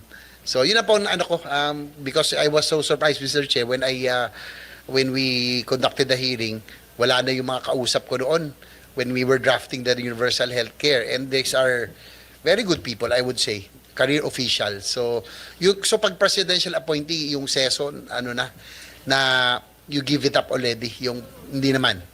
If you don't give up your CESO rank or rating, you still maintain it. Hindi kaya nga security of tenure sila eh. Ilalagay po muna sila sa isang Na different pool na lang. until yung kumbaga ihahanapan sila ng paglalagyan na aangkop sa kanilang qualifications at sa kanilang rank. Ganun po ang ginagawa. Okay, just wanted to be clear about this, no? Kasi lang, I hope in the future then that this, yun yung concern ko, yung continuity is very important, no? And I think that's where the CESO rank plays an important role. And again, Mr. Chair, yun lang po ang ko sa CSC. I'd like to thank you again for yung inyo pong ginawa po para sa amin sa San Juan, especially for the department heads and the employees whose terminal leave, siguro mga 30 of them, no, na 30 or 40 of them na talagang nakuha nila after 2 years, 3 years, after 6 years. And I think that's very unfair because that's money that really belongs to them. So thank you, Mr. Chair. Thank you, Chairperson. I just have a few more items in the budget naman. And this is based on the COA report. Binabasa naman Chairman Cordoba yung COA report. Sinuseryoso ho talaga namin to. In 2021, ang traveling expense ng CSC is 2 million. And then in 2024, umakyat siya ng 38 million. And then now there's a request for 40 million. Is there any particular reason bakit from 2 million tumaas siya to all the way to 4 million in a span of 4 or 5 years?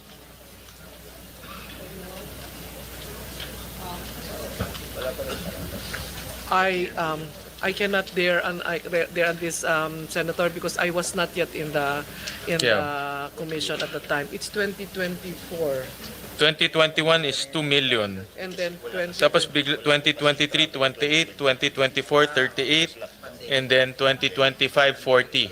Ngayon 40. So, walang biyahe sa period ng pandemic, pero umakyat po siya ng after the pandemic.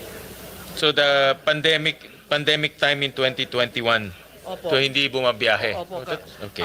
Marami po kaming, as far as I know, maraming commitments sa international civil service organizations ang commission, and that's the only places where the civil service officials go. Yung ASEAN, there's a group of ASEAN civil service associations, meron tayong Europa, meron din yung sa European civil service associations, and then merong mga seminars, di ba? Anti-corruption conferences. Kasama sa UNCAC, it's an interagency participation. So ito ho yung mga pinagpapadalahan lang po namin. Okay. Ng In the same manner, I also saw in the COA report, nung 2020, to rent and lease expense naman, 2021, 800,000, then 2024, 24 million.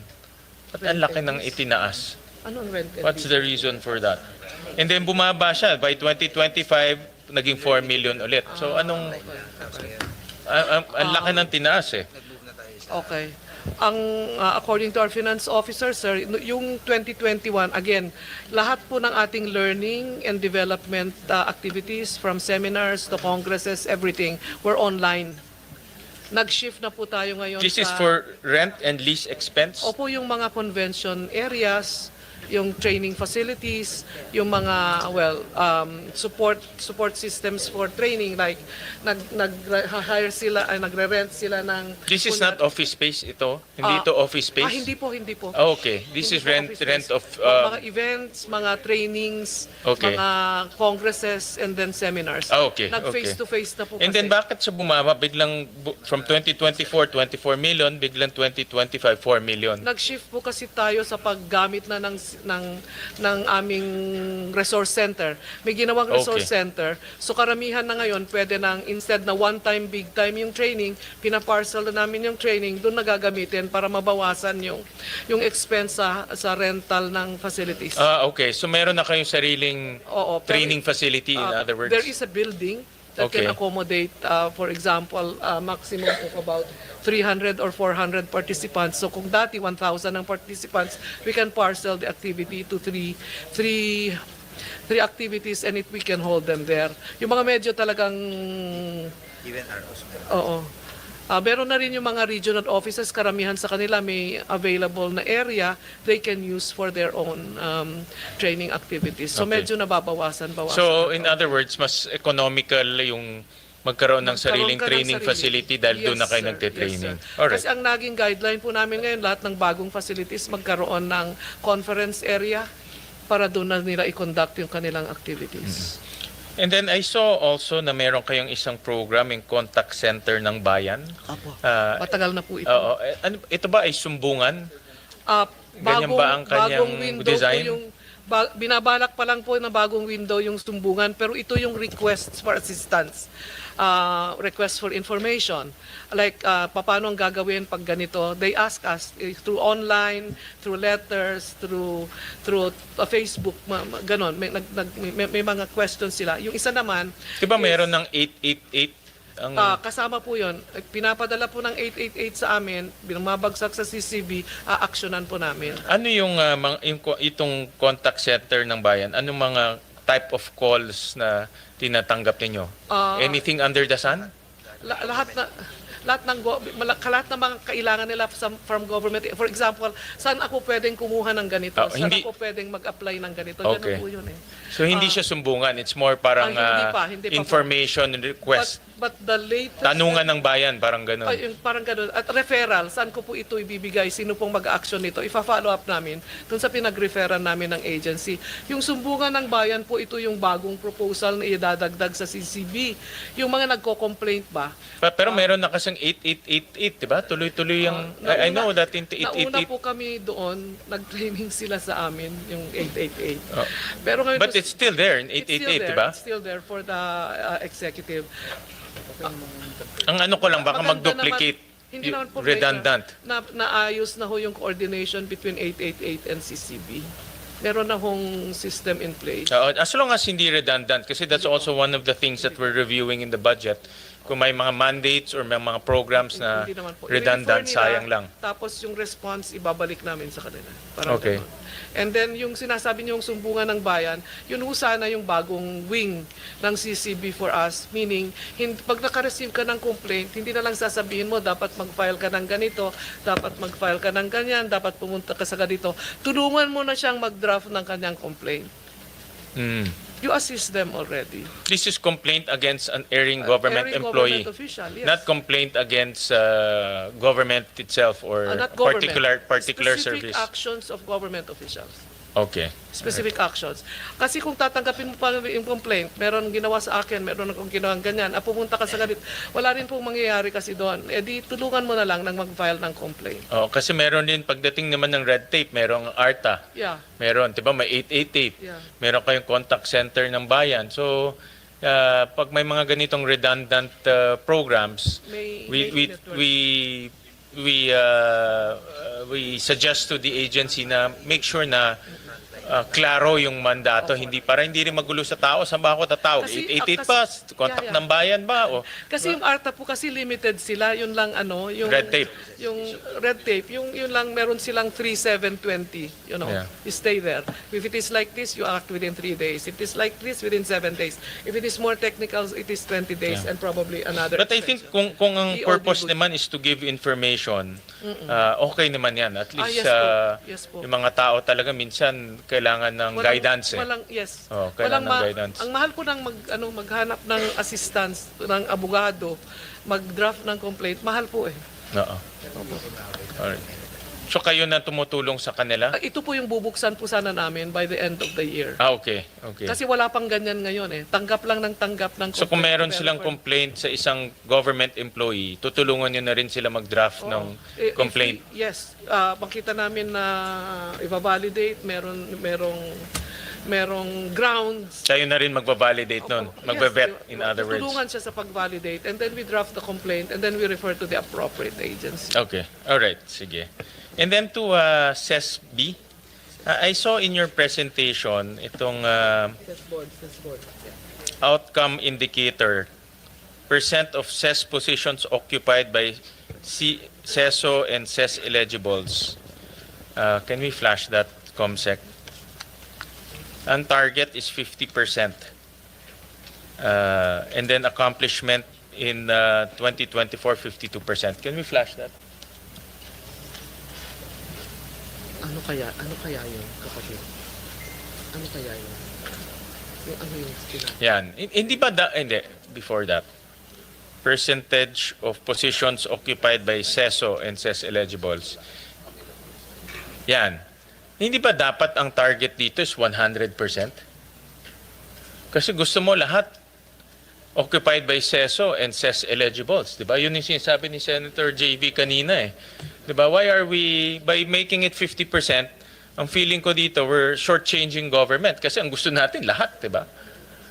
But realistically hindi mangyayari 'yon, no? That's true. But as a matter of target, hindi ba natin gusto buo 100%?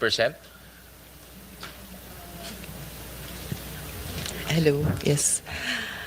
Yun po, kasi yung CES occupancy po, it's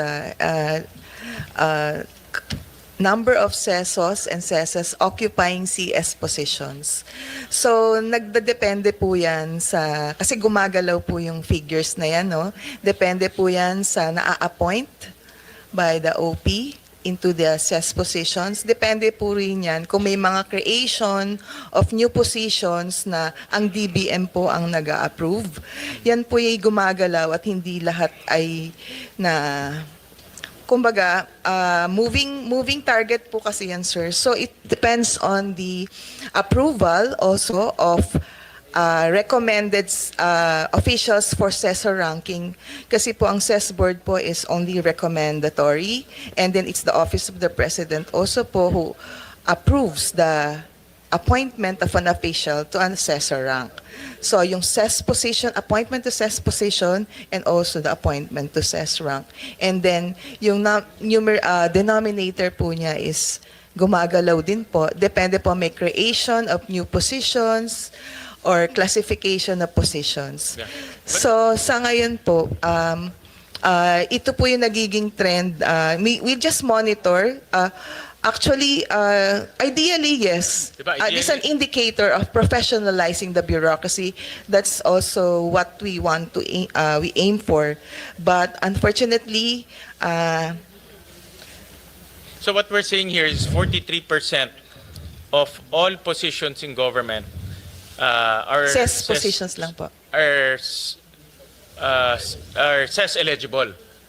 Hindi po, bali, kasi po, sir, meron po mga positions Occupied in the po eh. third level or na hindi po siya considered as CES positions, like coterminus, hindi po siya. So, bali po, ang minamonitor po namin is those classified as CES position.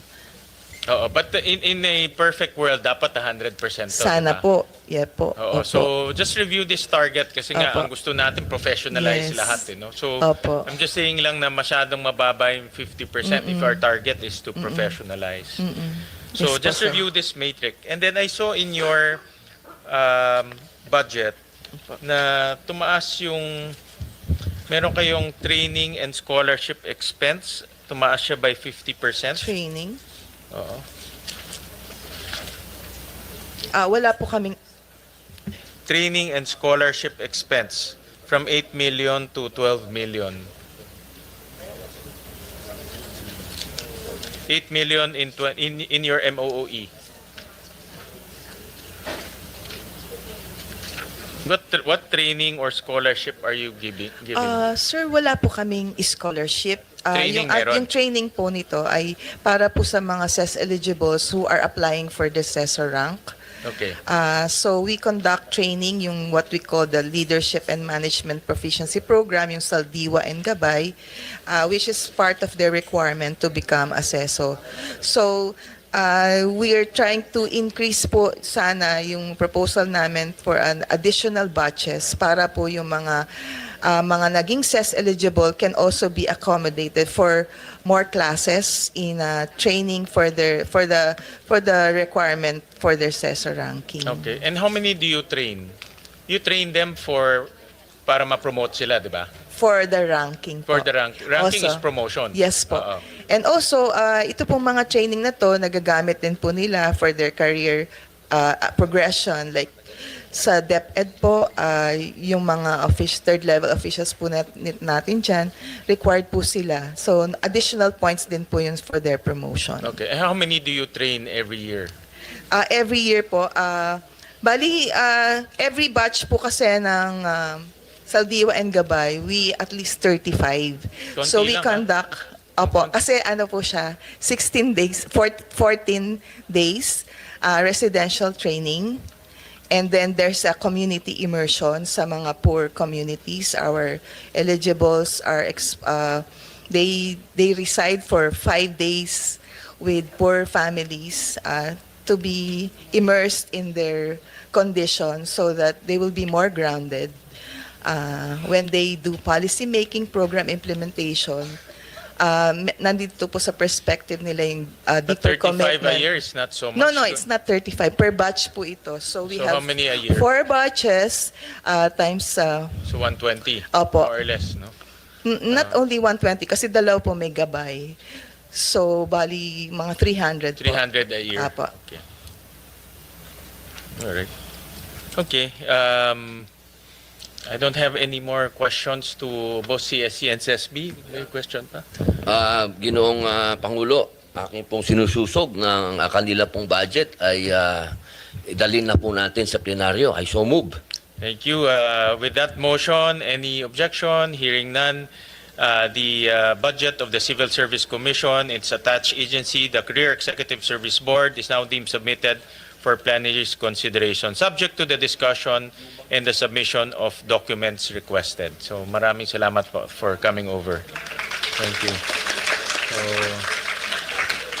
All right, so you can be excused, ma'am, and then we'll hear the COA's budget. Thank you, sir. Thank you, Senator. Bigay ko na lang yung ano sa kanila, yung tatlo. Ha? Pwede bang pakuha mo na lang to? Yes po. Pupuntahan ko lang siya. We'll suspend for 1 minute. so that the CSC and the CESB can organize themselves.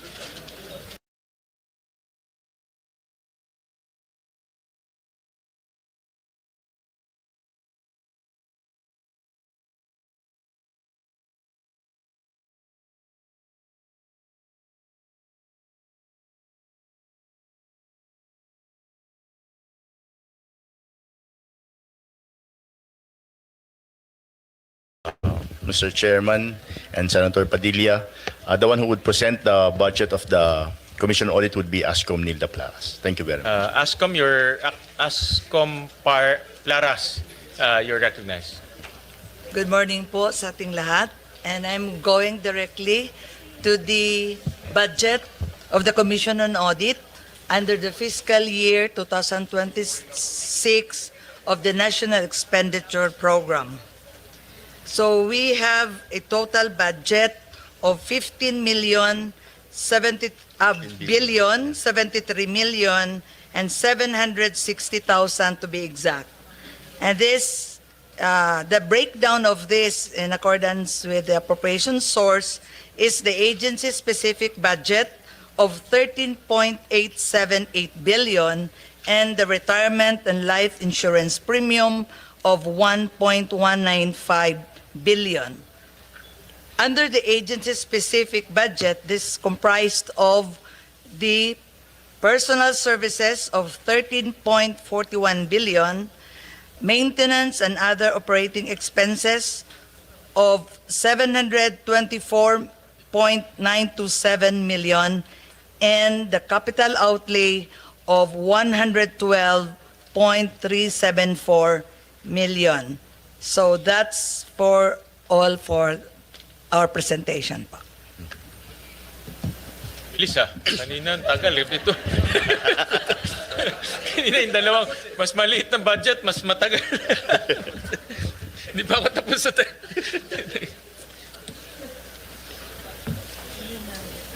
Okay lang, diretso na tayo.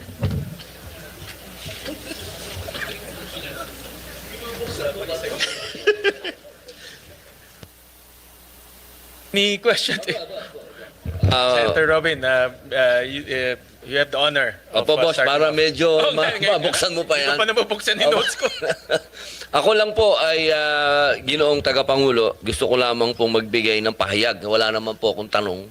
Kung di pahayag lang po sapagkat noong 19th Congress, ako po ay naging sponsor ng Senate bill. No? Ito po yung para sa strengthening yung audit.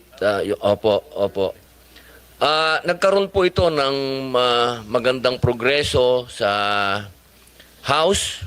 Mabilis pong nakalusot sa Kamara hanggang sa makarating po sa atin. Hanggang sa dumating pa po ito sa debate. Ano? Nakarating po ito sa interpellation. Ngunit gusto ko lamang pong congratulate ang COA sapagkat sa kanila ko po nakita yung pagiging independent. Alam nyo, napakahalaga po sa konstitusyon natin yan, Article 9 yan, yung pagiging independent ng COA. Naranasan ko to, Pangulo, kasi pinag-aralan kong mabuti yung bill. Talagang pinagmuni-munihan namin, nagkaroon pa kami ng ilang beses na salo-salo. Minsan, sorry po, minsan salo-salo kung hinanda, hindi masyadong espesyal. Pero ang mahalaga po doon ay yung ako po ay kanilang in-educate. At alam niyo po, Ginoong Pangulo, doon ko po nakita yung pagmamahal ng COA sa ating bayan. Sapagkat nung amin pong pinagnilay-nilayan, yung amin pong matatawag namin, inisa-isa po namin yung bill, nakita namin na parang mababawasan pa yata sila ng kapangyarihan dun sa bill. Kaya, alam nyo, sa tutuusin, lidak pa yun, lidak pa yung bill na yun. Hindi sila, masasabi ko, hindi sila natinag, Hindi sila nagpa-pressure sa camera, sa atin. Talagang pinaliwanag po nila sa akin na hindi ito makakatulong sa bayan. Kaya ako po ay saludo po sa inyo. Ako po ay tatambling para sa inyo dahil nakita ko po talaga na protektado po ang bayan sa inyo. Kaya, boss, pagkatapos mo magtanong, magmumove ako uli. Okay. Maraming salamat po. Maraming salamat, Senator Robin. Katulad ng nasabi ko kanina dito sa Senado, at least dito sa Senate Committee on Finance, binabasa talaga namin yung committee report, COA report, COA report na pinapublish nyo sa internet, pinapadala nyo sa amin, and we take that very seriously. If you notice, kung hindi babasahin tong COA report during the budget season, walang magbabasa nito eh. No? So it's really designed to help us in the Committee on Finance, Committee on Appropriations sa lower house to scrutinize the budget very carefully of each agencies. Kasi ito ang time na talagang maging accountable yung mga agencies pagdating sa kanilang budget request. No? So we rely on the information and the reports that you give us, and we rely on the scrutiny that you make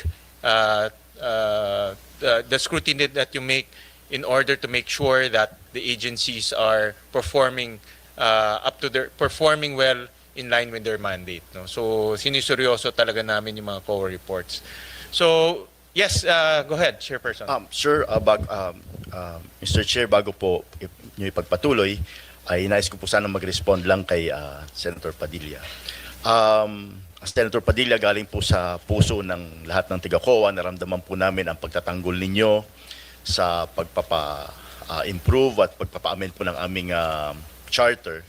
Naramdaman po talaga namin ang concern at ang talino at galing ni Senator Padilla. So, gusto lang po sana namin magpasalamat on behalf of everyone po dito, pati po yung mga nag-retire na, ay maraming salamat po.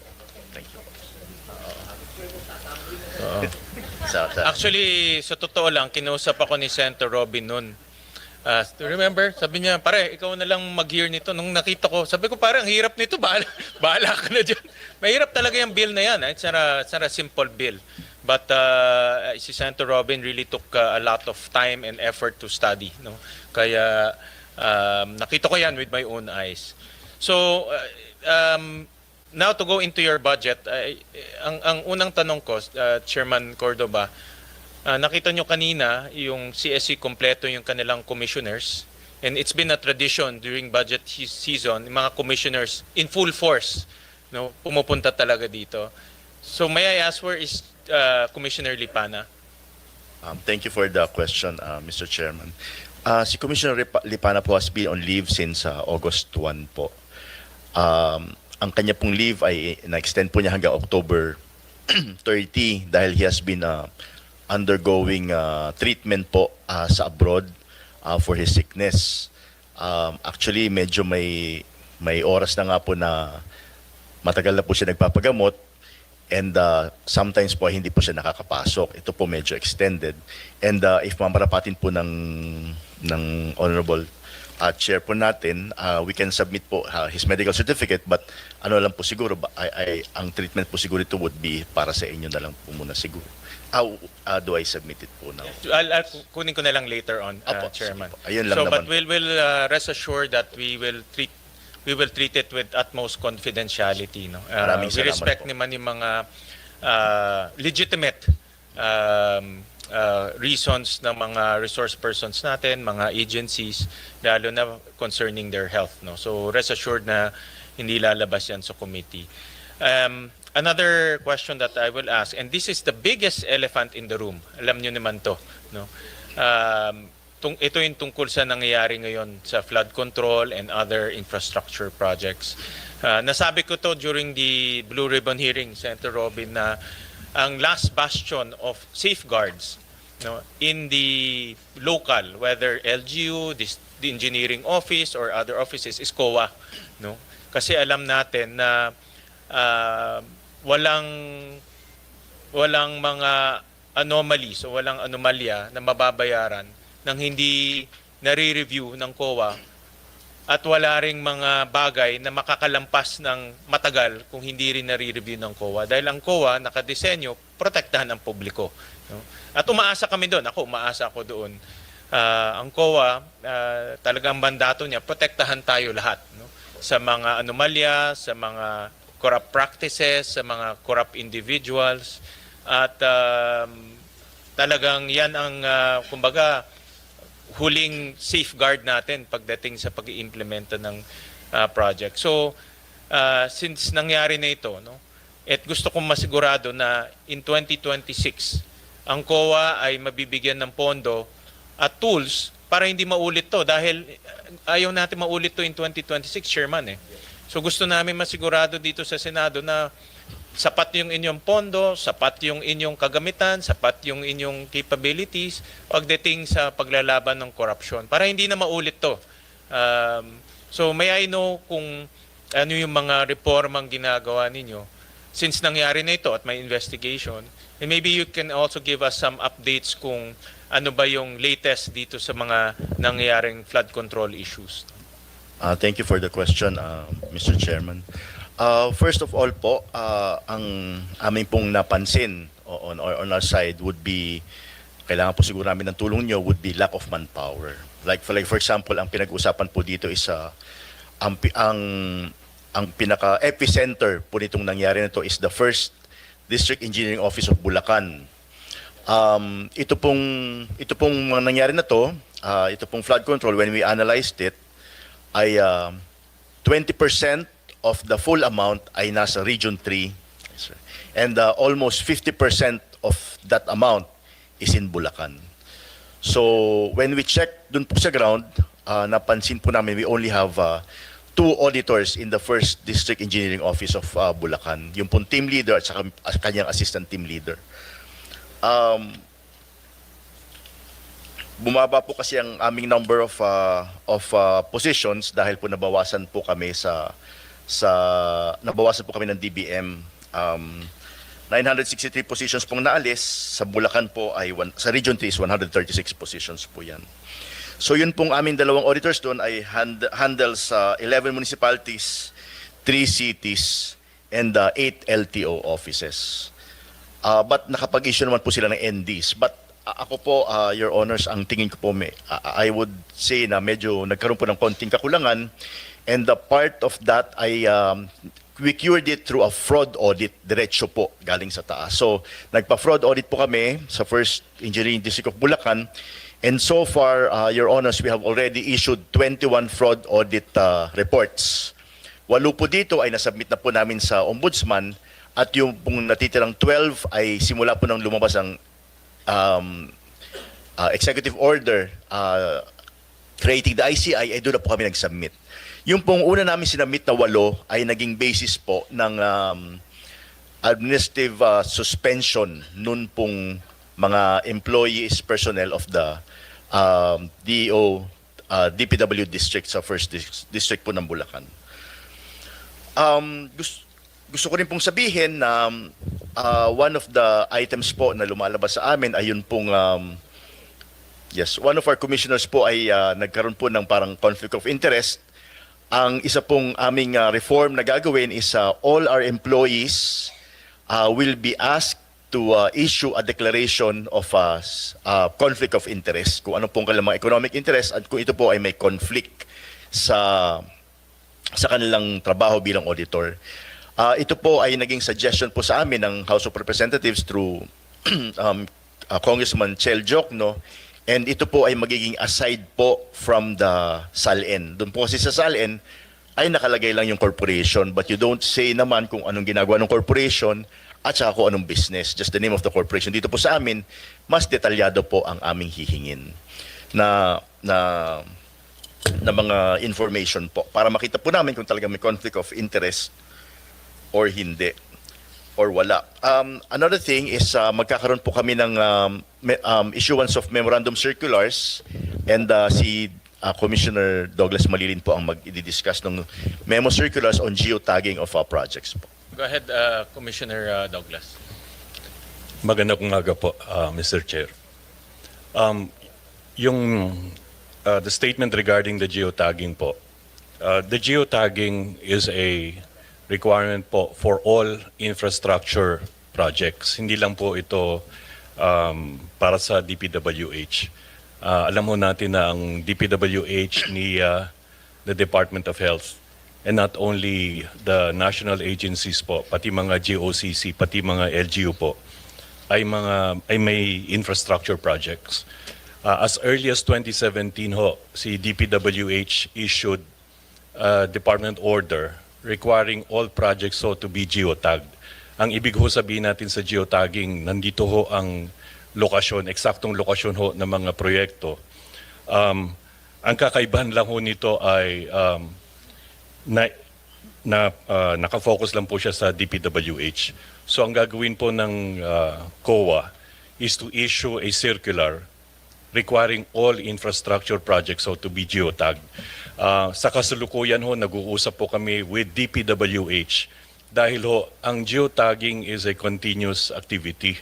Pati ho, maski natapos na ho rin yung proyekto, even during the warranty period ho, kailangan ho nababantayan para makita ho natin yung wear and tear at kung ito po ay sumusunod dun sa mga guarantee at sa mga warranties.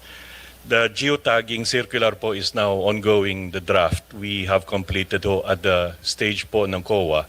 And since this is a circular, may konting coordination lang po ito sa mga ahensyang tatamaan bago ho ito maging final circular po.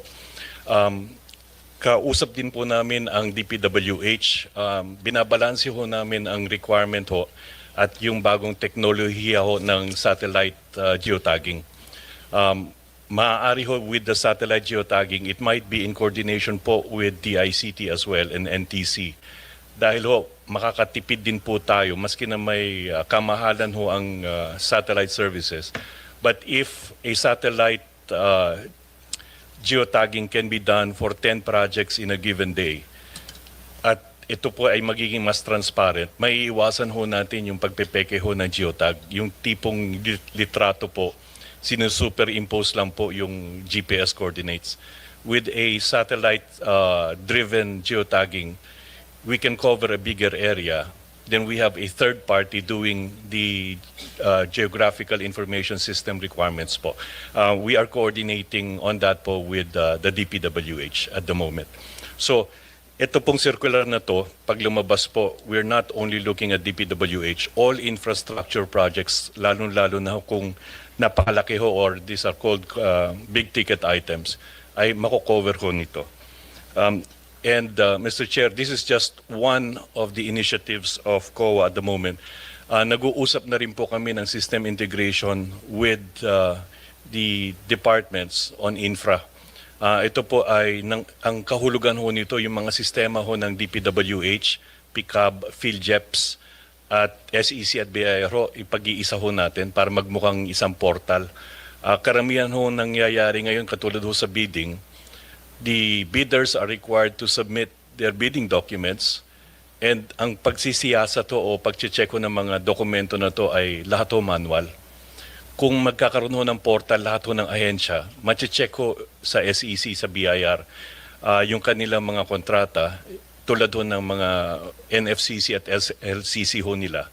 So magtutugma-tugma. Napapansin ho ng BIR ngayon and it is being reported na maski na ganito kalalaki ho ang project nila sa DPWH, pag tiningnan ho yung kanilang mga ITR, napakaliit ho yung mga deklarasyon.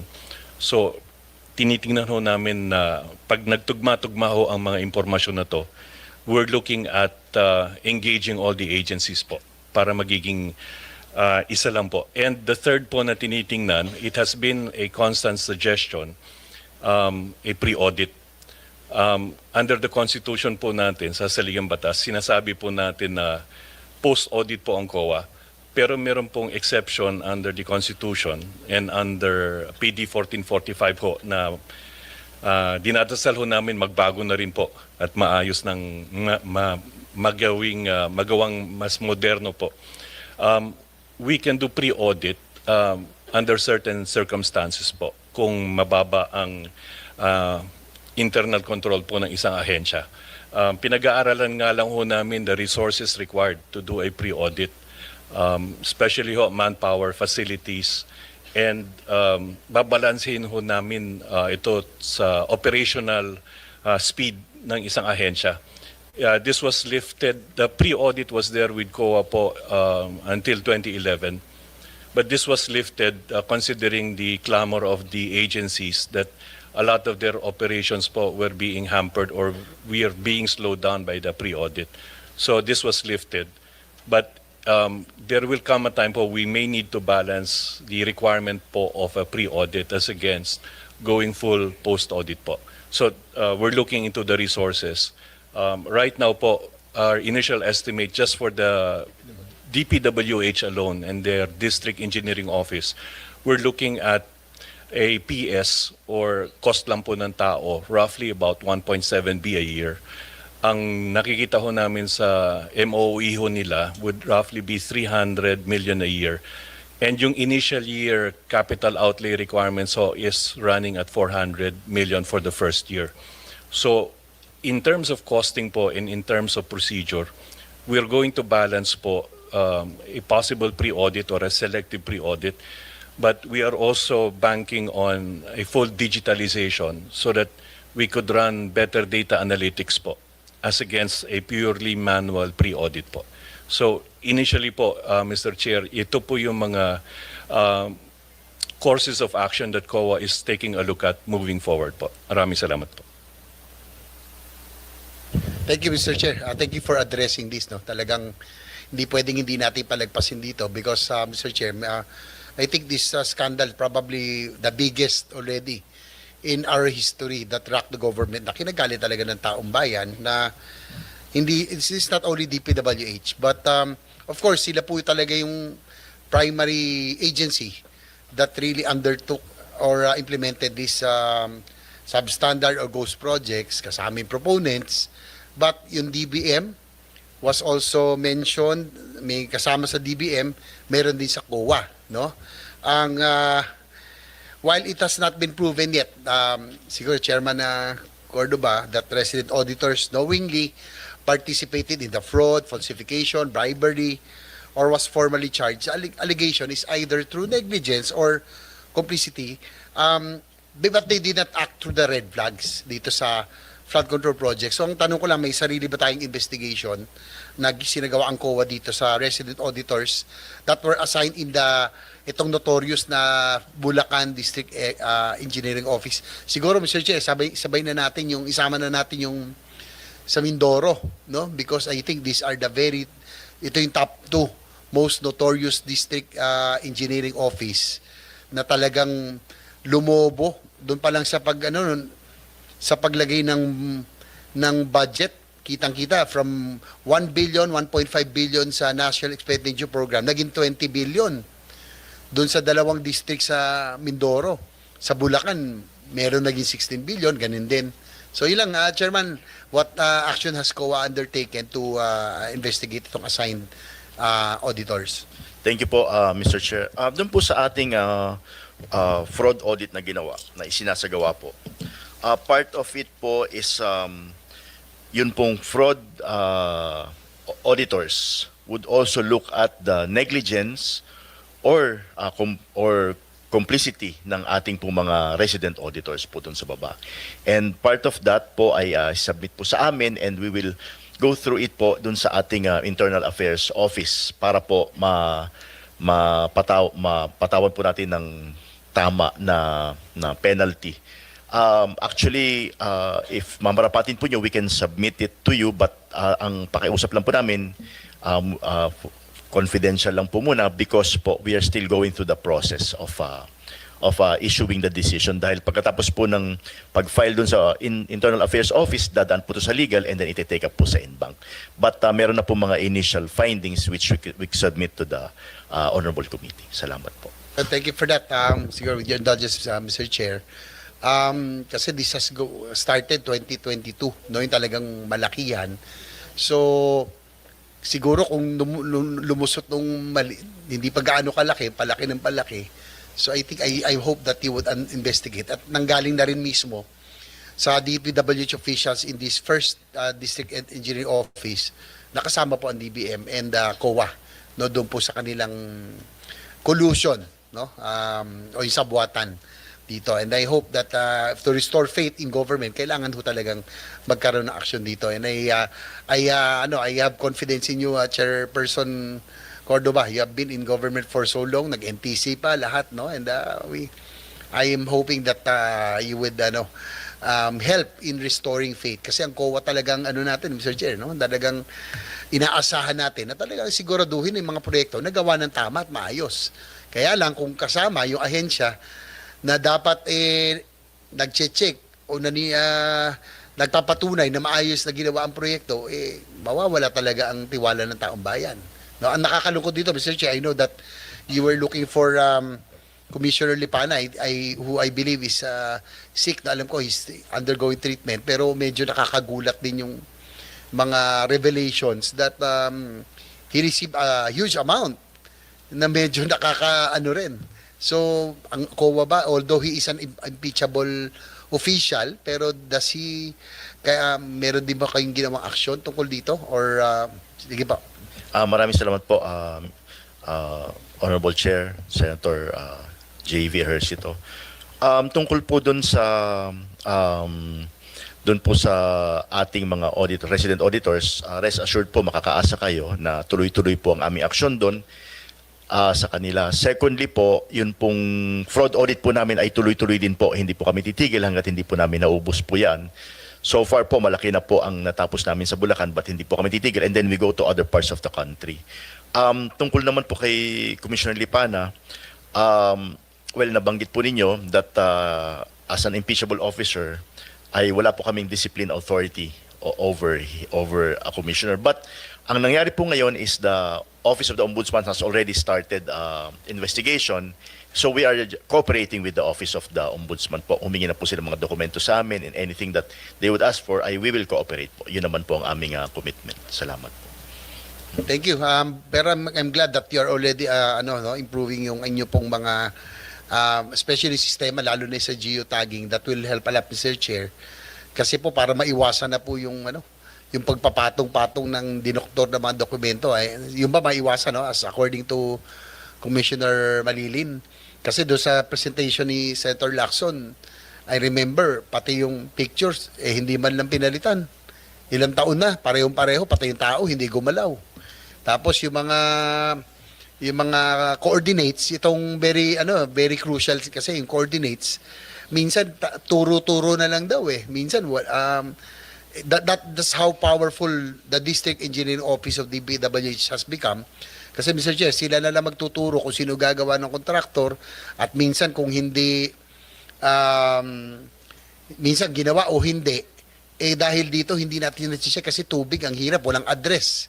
Di ba? Pero Commissioner Malilin, yung ganitong halimbawa, nasa ilog, walang address yan, walang corner, walang yung ba with geotagging, ito pa masosolve na natin to because na to di ba? At least via satellite, no? Makikita na ito, hindi na mauulit yun. Maraming salamat, Mr. Chair. Senator JV. Ganito po ang geotagging na para makita ho ng mga taong bayan naging history. In 2017, DPWH imposed the geotagging. Ang nangyari po at nakikita ho namin, may mga litrato ho na ginagawa kaysa ho yung metadata, yung sinasabi ho natin na dumidikit ho sa file, ay yung tamang metadata, ginagawa ho, sinusuperimpose po yung GPS coordination, yung description ho doon sa litrato. Nung nakita ho yan, nung nag-uusap na po kami ng DPWH, the best party po to do a geotag is a third party, not the contractor, not DPWH. And lumalabas po, it's a satellite read. Ang satellite reading po, medyo mahirap ng dayain po yan. And yung geotagging ho should really be faithfully done. Ito po, para lang may idea po ang mga kaukulan. Kung tama po ang lokasyon at coordinates po ng isang proyekto at the start, ibig sabihin po na pag-aralan mabuti kung saan ho yung proyekto, na pag-aralan ho na ito talaga ho yung lugar. So simula pa lang ho ng proyekto, alam na ho natin dapat ang lokasyon. Kung maiiba ho ang lokasyon, magdududa na rin po tayo bakit na iba po. Dahil kung tama ho yung pagpaplano, simulat sa pool pa lang ho, alam na dapat yung lugar. Kaya nagkakaroon ho din ng rason ng marami na ito po yung lugar na nasabi sa proyekto, sa terms of reference. Ang sinasabi ho ng contractor, tinuro po ng DPWH, iba ho yung pwesto. Yan lang nga po. Kaya nga, that's why I asked Mr. Chair, talagang ganun na nangyari. Sila na nagtuturo kung saan lang. Kahit na pag nag-audit daw, ito yun. Kahit na hindi pala. So with the use, aside from the physical verification, now with geotagging, talagang at least ngayon, mas malaking bagay ito. Kasi hindi nyo na madodoktor to dahil ano na to satellite di ba? Tama po. Feed, no? Yes po. Sige po. And Senator JV, sa ngayon po yung geotagging na kay DPWH po, it only points to one coordinate. It does not show po, hindi po pinapakita kung gaano kalaki po yung project o gaano kahaba. So, may improvement po na pinag-uusapan ho namin ng DPWH to actually plot out, makikita ho kung ano ho yung area, kung gaano kahaba, gaano kalapad, o kung may sinusundang ilog po to, kung ano po yung kurba. Sa ngayon po yung data ho ng DPWH is just 1 point. Ito po, makikita ho yung kahabaan at yung buong area po ng proyekto. Salamat po. Thank you, Mr. Chair. Again, we have confidence in Chairperson Cordoba and the rest of COA family that I hope that you can really help us in this scandal and scam that has really rocked the nation. No? Talagang galit ang taong bayan dito. Kailangan natin maibalik yung tiwala. But again, all the agencies concerned have to show that yung reforms that they are instituting para hindi na maulit itong corruption scandal na ito. Thank you, Mr. Chair. Senator JV, I'll just follow up on some of the items, Chairman Cordova. So there are 3 reforms na gagawin. Number 1 is yung declaration of conflict of interest. Kasama dito ang mga commissioners. Lahat po ng empleyado po ng Commission on So Audit. top to bottom, Yes po, lahat. kasama dito sa declaration of conflict of interest. And then itong geotagging, alam ko ginagawa to ng DPWH. So ano ang bago ngayon dito sa geotagging na ito? Kasi alam ko in the past admin meron na silang geotagging na ginagawa pero nakalusot pa rin. So what's new with this geotagging na gagawin ninyo? Tama po yun, Mr. Chair. The geotagging in DPWH was started in 2017 through a department order. Pagdating naman po nga sa GAA, sa General Appropriations Act, this was mandated po in the general provisions in GAA 2022 and 2023. And pagdating ho ng GAA ng 2024 and 2025, it became a special provision po sa DPWH alone. It was not a general provision po. Ang lumalabas po sa geotagging, ang napapansin ho namin, hindi ho nasusundan. Kung sinusundan ho, ang nangyayari, yung mga contractors ho, or whoever is required to geotag, takes a picture of the project, pero ho yung geotagging na nilalagay po niya ay hindi tugma kung saan ho talaga yung proyekto. We'll give you one example po. Merong isang proyekto ho na nasa ibang lugar, kukunan po ng litrato, pero yung geotag ho, na normal na pag-visual ho natin titingnan, iniimprenta o copy-paste na lang po, idinidikit ho sa litrato. So for a normal person ho, sabihin ho natin auditor who are not trained to take a look at the geotag, pagkita ho ng litrato, we assume it to be regular. But if these coordinates are really true at pinuntahan ho yung lugar, dito ho, ang main purpose ho ng geotag when it was done in 2017 was to avoid the ghost projects. Yun ho yung main purpose. Or at the same time, makita ho yung progression of the project, yung masasabi ho natin percentage of completion. Ang nangyari ho dun sa geotagging requirement, it was actually altered and manipulated. So ang mangyayari ho dito, once COA issues the circular, it becomes a mandatory item. Kung wala ho ito at hindi na verify, it becomes a cause for an immediate suspension or disallowance. So pahihigpitan ho namin yung rules that if the geotagging is not there and found out ho na mali yung geotag at sabihin ho natin sinadya na mali, criminal prosecution can be had dahil ho submissions ito prior to any payment. Kung meron hong 10 kabayaran during the progress payment, a geotag picture is actually po required. So, ibig sabihin no, if a false geotagging picture is submitted, falsification po kaagad ito. Pero Mr. Chair, ito po, the geotag in the DPWH orders is only until the time of completion and until the time of the last payment. Yung geotag proposal po ng COA in the circular is to go beyond that. That is to cover the warranty period.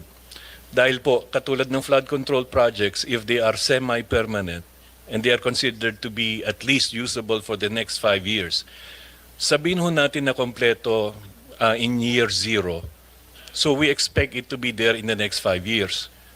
Kung wala na hong dadalaw doon dahil sabi na nila completed, yung warranty period ho, the bonds and performance securities required should still be effective ho to cover the warranty.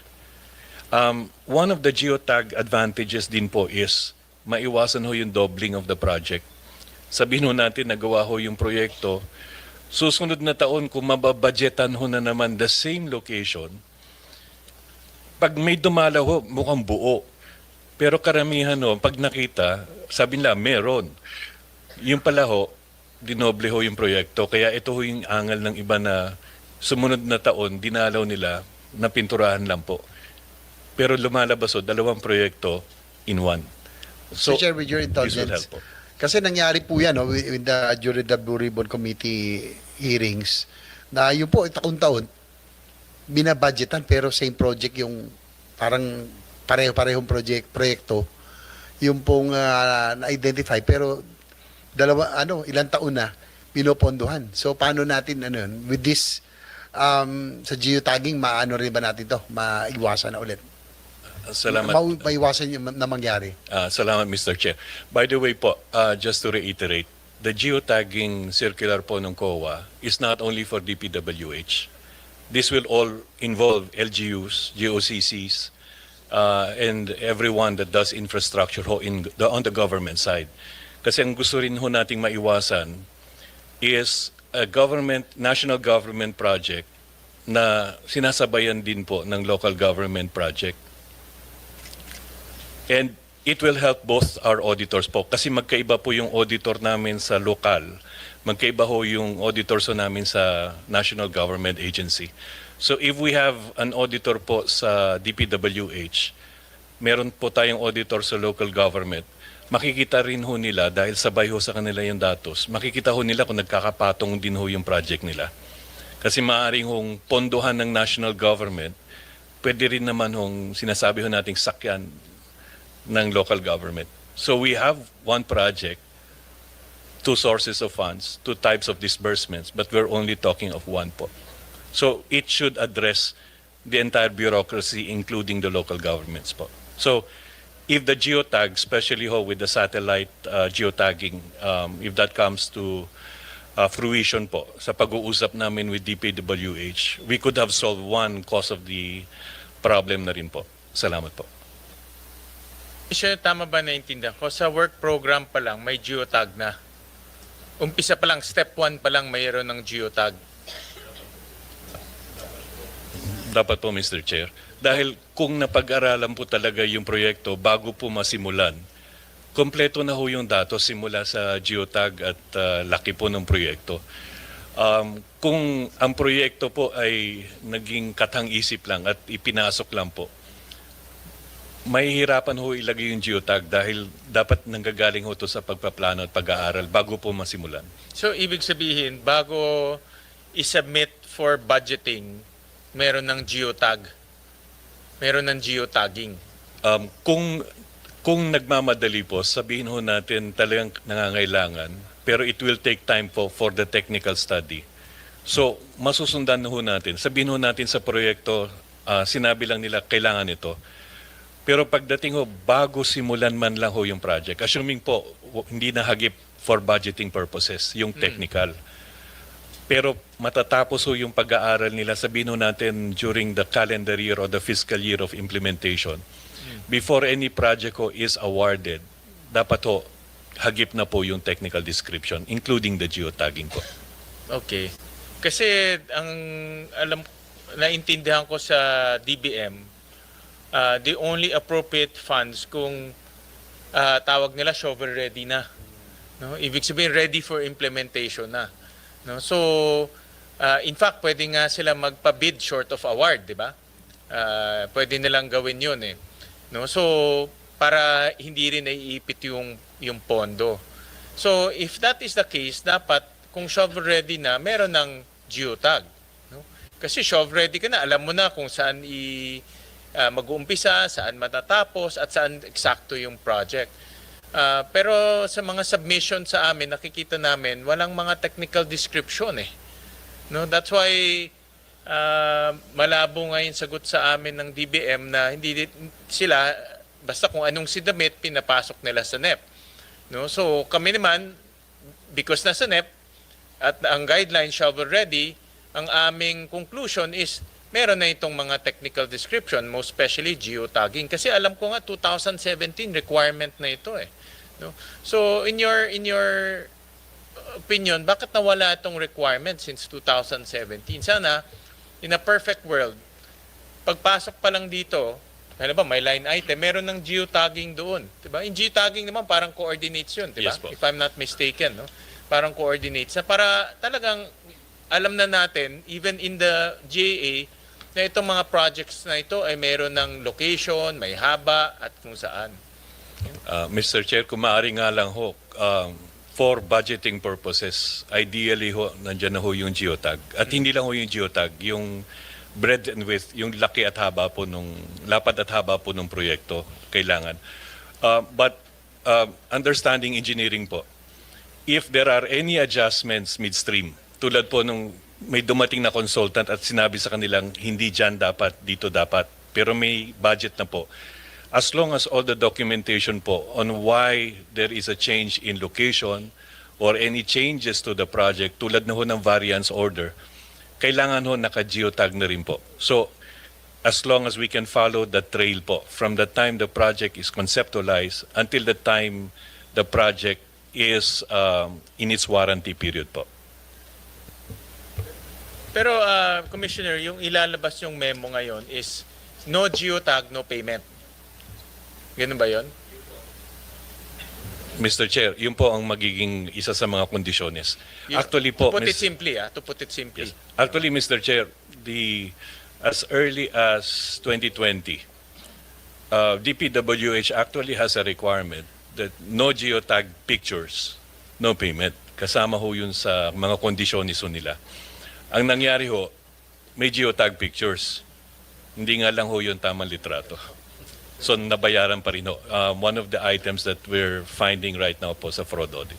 Pero yung ganun is ano na yan, human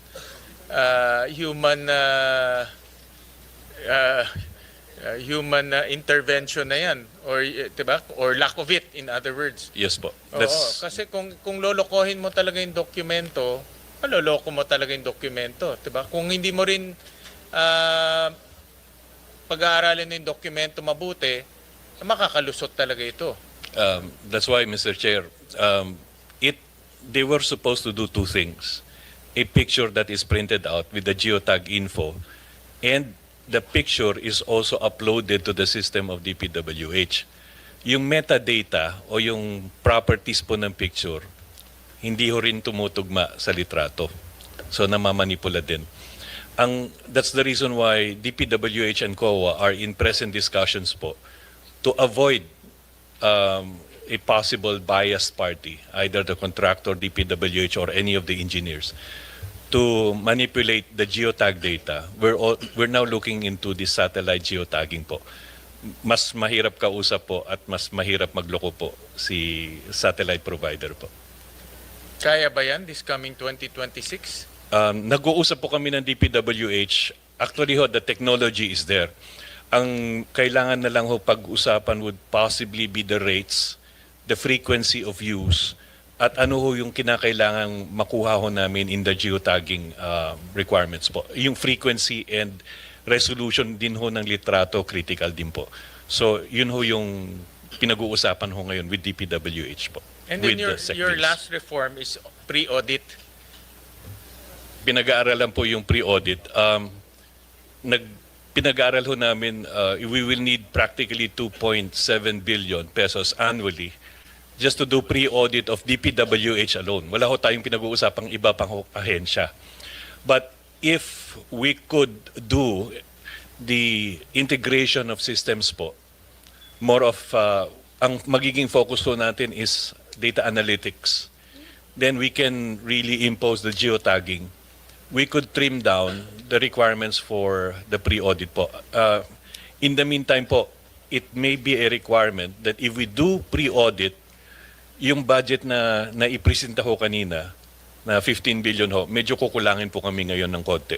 So kung kaya ho nating tiisin na mapagbigyan ho ang COA ng karagdagang budget for a pre-audit, we will try to fill in everybody and, that needs to be there.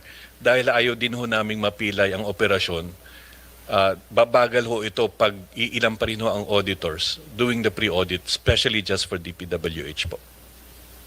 Pros and cons ang pre-audit, di ba? Ang pre-audit, una is sigurado tayo, at least may makikita nila yung project at mababayaran lang kung nandiyan yung project. Ang downside niyan, mabagal. Di ba? May delays, so baka madelay naman yung payment at wala na makikipagnegosyo sa gobyerno. So may pros and cons yan na kailangan pag-aralan no? But ako I agree with Senator JV, ang COA kasi is the last line of defense Pag lumampas to sa COA, wala na. Talagang hindi na natin makokontrol yung ginagawa nitong mga tiwaling mga kawani ng gobyerno. So, importante lang na ma-empower yung COA para masigurado na lahat ng binabayaran tama. No? Itong pre-audit, you will require 2.7 billion in addition. Yes po. That is only for DPWH po. Okay. And you can assure government that it will not delay.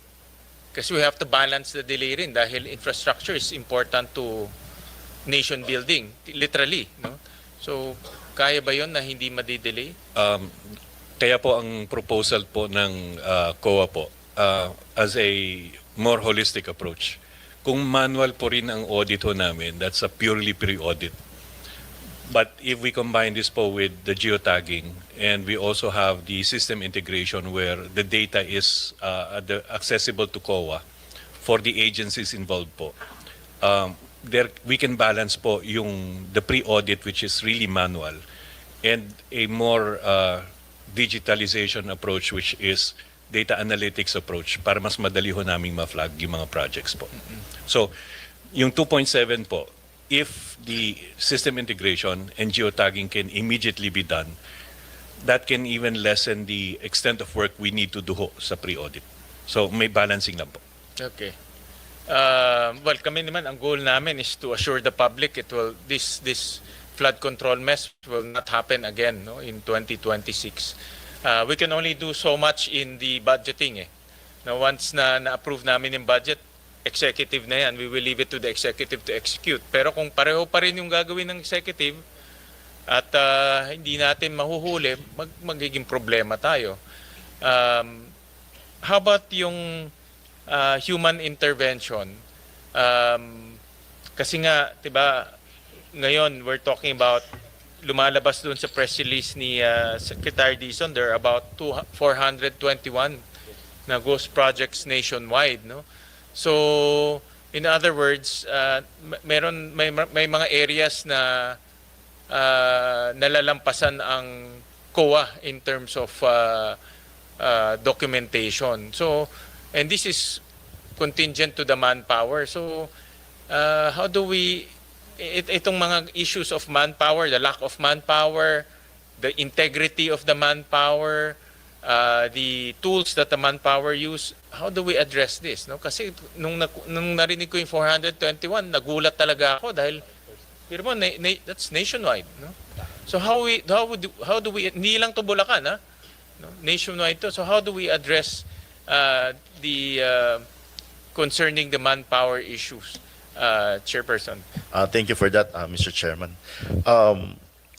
First of all, before po answering your question, we would like to submit din po the draft memo circular on geotagging para kung meron po kayong suggestions or meron po kayong mga gusto i-improve doon ay magpapatulong po kami sa inyo. And now, tungkol po dun sa tanong ninyo, Mr. Chair, ang una po namin gawin is yun pong we have to we have to ano po, pag magligo doon po kami ng tao sa baba. Kasi sometimes yun pong our regular stay po ng isang auditor is around 3 years. So baka po it breeds familiarity po with the auditee. So kasi in ang auditor po stays in the same building and of course interacts also with the auditee. So important po doon, especially now dito sa 2026 ay magkakaroon po ng changes po doon sa baba. And then ang gagawin po namin is baka po mahirapan tayo doon sa increase ng manpower. So ang gagawin po namin would be surprise visits from the central office doon po sa bawat area para po bang sila para po tayong may konduktor na titchekin yung trabaho ng bawat auditor sa baba periodically. Tuloy-tuloy na po yun, Mr. Chair. I'll leave it to the Blue Ribbon and the ICI to investigate kung ano nangyari ngayon. Ang concern lang naman namin is paano hindi maulit to. And isa sa mga nakikita namin, aside from the budgeting process, is really to empower COA, to make sure that COA is empowered. Na mayroon kayong tools, may tao kayo, mayroon kayong yung mga pangangailangan nyo na bibigay para hindi na maulit to. Kasi nga, sabi ko nga, kahit nahigpitan namin yung budget, tanggalin yung flood control, andyan pa rin yung kalsada, andyan pa rin farm to market road, andyan pa rin irrigation. Once na-approve na yung budget, hands off na ang Senado dyan eh. No? It's really the executive na, and COA.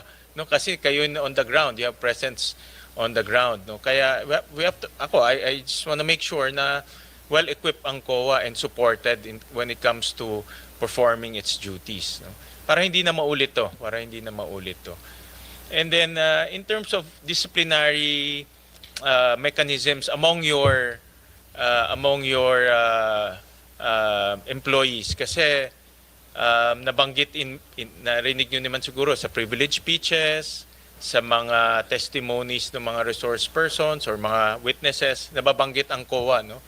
At meron ba kayong disciplinary reforms, no? Dahil nababanggit yung COA in many of the testimonies dito. So ano mga disciplinary reforms are you undertaking in order to make sure that integrity is maintained among the ranks? Thank you for that, Mr. Chair. First of all, Mr. Chair, meron kaming existing and we will implement it. And sabi ko nga po kanina, we will submit to you yun po mga initial findings na basis po ng mga actions na gagawin po namin. And I think maybe we can increase the penalties dahil matagal na po itong hindi napapalitan, matagal na po itong hindi na-amend. And because of the increase of transactions, because of the increase of number of transactions and the amount of transactions, I think it's about time po na yung penalties po natin ay taasan din po. In the same breath, Mr. Chair, kasama din po naman doon sa amin pong amendment ng law kung saan po ay tinutulungan kami ni Senator Padilla, ay nagpapatulong sana po kami to exempt our employees from the salary standardization. Dahil po isa po sa challenges po namin is how to keep the people. Pagka pumasok po sa amin ang auditor, technical people, after being trained for 2-3 years, ay pinapahirit na po kasi yan ng ibang offices. There are offices that are exempted from SSL. So lilipat na po sila doon kasi mas mataas po ang sweldo, mas mataas po ang natatanggap po nila ng sahod. Kaya po One of the reasons po na kung mapapansin nyo po yung number of personnel po namin na hindi namin napupuno is because po of the churn. Marami po nagre-retire, marami nagre-resign, pero mas konti po ang pumapasok. Actually, nag-positive lang po kami sa hiring ay 2024. Dahil po nung 2020, 21, 22, 23, marami po nag-opt for early retirement because of the pandemic. Dahil ang trabaho po ng auditors is physical, you have to be present, you have to be there to do the cash count, you have to be there to do a ocular inspection. So marami po sa kanila nag-opt na po for early retirement. And then yun nga pong pumapasok ay hindi po ganun karami because of the limitations po dun sa level of salary that we can offer. Ayun lang naman po. Salamat. I think that's also part of yung batas na pinupush ni Senator Padilla. We can study that because nakita ko nga dito sa inyong report or dito sa briefer namin, there are about 4,000 unfilled positions. No? I think because nga marami nagre-resign, pumupunta sa ibang agency, I guess yung iba nagpa-private sector pa. No? Meron pong nagpupunta sa private sector, meron din po nagpupunta sa ibang offices, meron din naman po nag-abroad. Yun po ang reason kung bakit po ganun. No? So kulang na yung tao ninyo, marami pang umaalis. No, yun ang problema. I'll go to so Chairman, just to complete this, itong issue na ito, yun na nga, ang COA is the last line of defense, and umaasa kami sa inyo, sa lahat sa inyo, na itong 2026 and beyond, hindi na mauulit itong nakita natin. At nakita ko na meron kayong mga reforma, including yung increasing the penalties as part of your disciplinary mechanisms. Kami rin dito sa Senado, actually nagre-reform rin kami on how we conduct our budgeting. Lahat ng mga dokumento ina-upload na namin sa website, including the annexes. At lahat po ng aming discussion ngayon naka-live stream na. So, in other words, itong nangyayari ngayon is a learning process to all of us, COA, to the Senate, to everyone. And let's use this opportunity to reform our systems and even ourselves. No? Kasi talagang ang taong bayan, nakita nyo naman, nawalan ng kumpiyansa sa gobyerno. No? Nawala talaga. At pwede nating ibalik yan, number one, kung may magiging accountable, meaning makukulong, masasampahan ng kaso. And then number two, palakasin ang COA. No? If kung lumakas ang COA, then I can always tell the public na meron tayong last line of defense na poprotektahan ang interest ng publiko. No? And yan talaga ang core mandate ng COA. No? Nothing else, to put it simply. No? So with that, I'll go to some specifics in your budget, Chairman. And ito related to sa mga pinag-usapan natin. Ang original request ng COA is 16.9 billion, no? But ang namigay is 15. Yes. So in other words, almost 1.3 ang nawala, no? So ano yung mga nawalang items na can you describe to us, and so that we will see if we can augment it, and the objective is to, again, no, to empower COA, to give it the necessary tools for it to function properly and effectively. Pertaining to the personal services, items that were not considered are the terminally pay for the compulsory retirees, not included in the list of DBM. Yun ang mga unmatched positions. And also the personal services requirement for the creation of the Negros Island region. For the MOE, it pertains to the semi-expendable information and communication technology items and software subscriptions for the second and third year implementation of COA ISSP. And the MOE requirements for the creation of the NIR. On the capital outlay, we have the buildings and structures and furnitures and fixtures of the renovation of COA, Building 2, and the new building. Then the transportation equipment as well as the ICT equipment and software for the second and third year implementation of COA ISSP.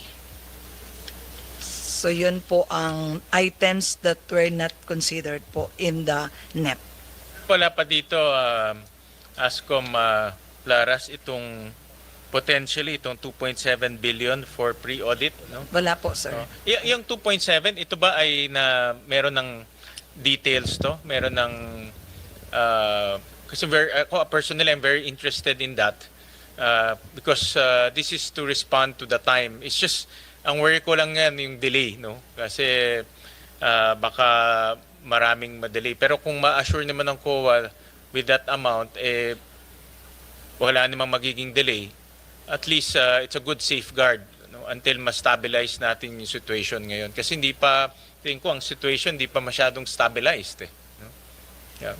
Mr. Chair, we have a list or a schedule for this. I-submit po namin sa inyo. Pakisabit na lang Salamat sa po. amin. Yes, And this will be additional manpower primarily? Additional manpower po. Malaking parte ho niya PS po. Okay. And this is only for DPWH? DPWH. So in other words, to put it simply, bago magbabayad, titignan muna kung kompleto yung dokumento and may physical inspection.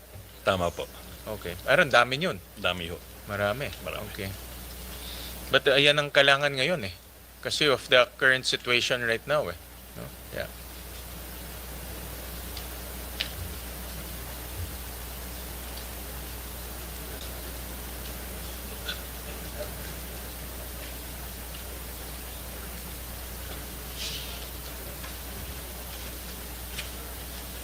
Tapos meron kaming, I came across this, it's a COA report actually, of TRB. Nung rini-review namin, Chairman, ito sa ibang ano naman to, ibang topic, no.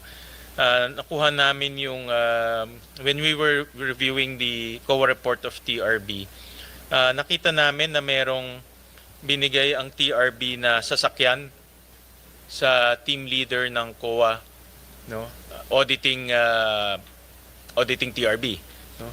So on face value, mukha siyang conflict of interest, no? Because you're auditing the agency, but the agency is giving you vehicles, no? Ano ba ang policy ng COA pagdating sa ganyan, no? I'm not accusing anyone of conflict of interest, but I'm just saying, on face value, it looks like conflict of interest. Si Ascom Rubico po ang Yes, sasagot. go ahead. Mr. Chair, the Senator Padilla, under Section 20 of PD 1445, all auditing units or at the time residency audits are provided by management with supplies, transport necessary to carry out the audit functions of COA in the agency. And so if the audit team is provided by a motor vehicle, then the corresponding transportation allowance will not be given to the auditor. Yes, and that's also supported by jurisprudence. So in this particular case, in this issue of TRB issuing or giving one unit to the COA auditor, that's in line with your policy?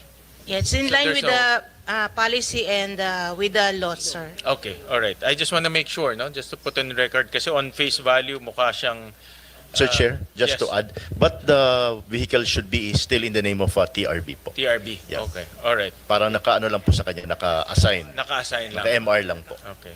Wala na kayong nakikitang possible conflict of interest, baka mapaboran yung ino-audit na agency.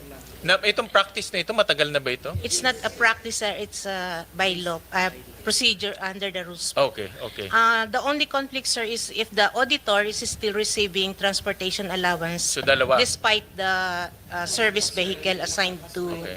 them. So may mga cases na admin cases na rin po against auditors if they receive both Okay. benefits. And then you say this is by law? Yes, Section 20 of PD 1445. Okay, all right. So this has legal basis, in other words. All right, sir. I just want to make sure that is covered.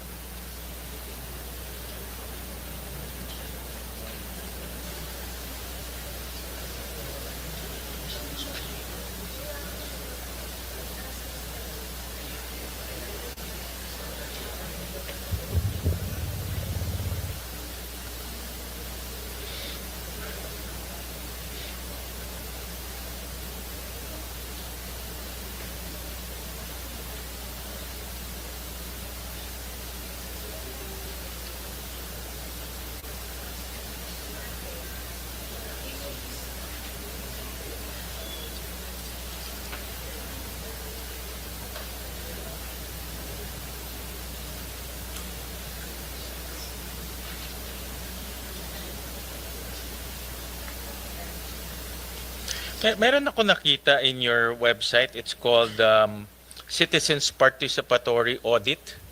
Can you? It looks mukhang ano siya, mukhang maganda siya because as much as possible we empower and encourage the public to participate. Can you describe to us this program and how effective is this program to the to COA, no? And to, of course, to the country?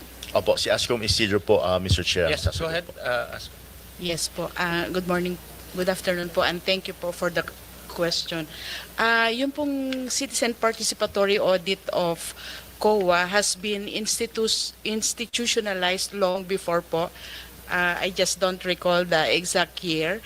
And this has been going on, implemented by the different audit sectors po of the Commission, including the national government sector po.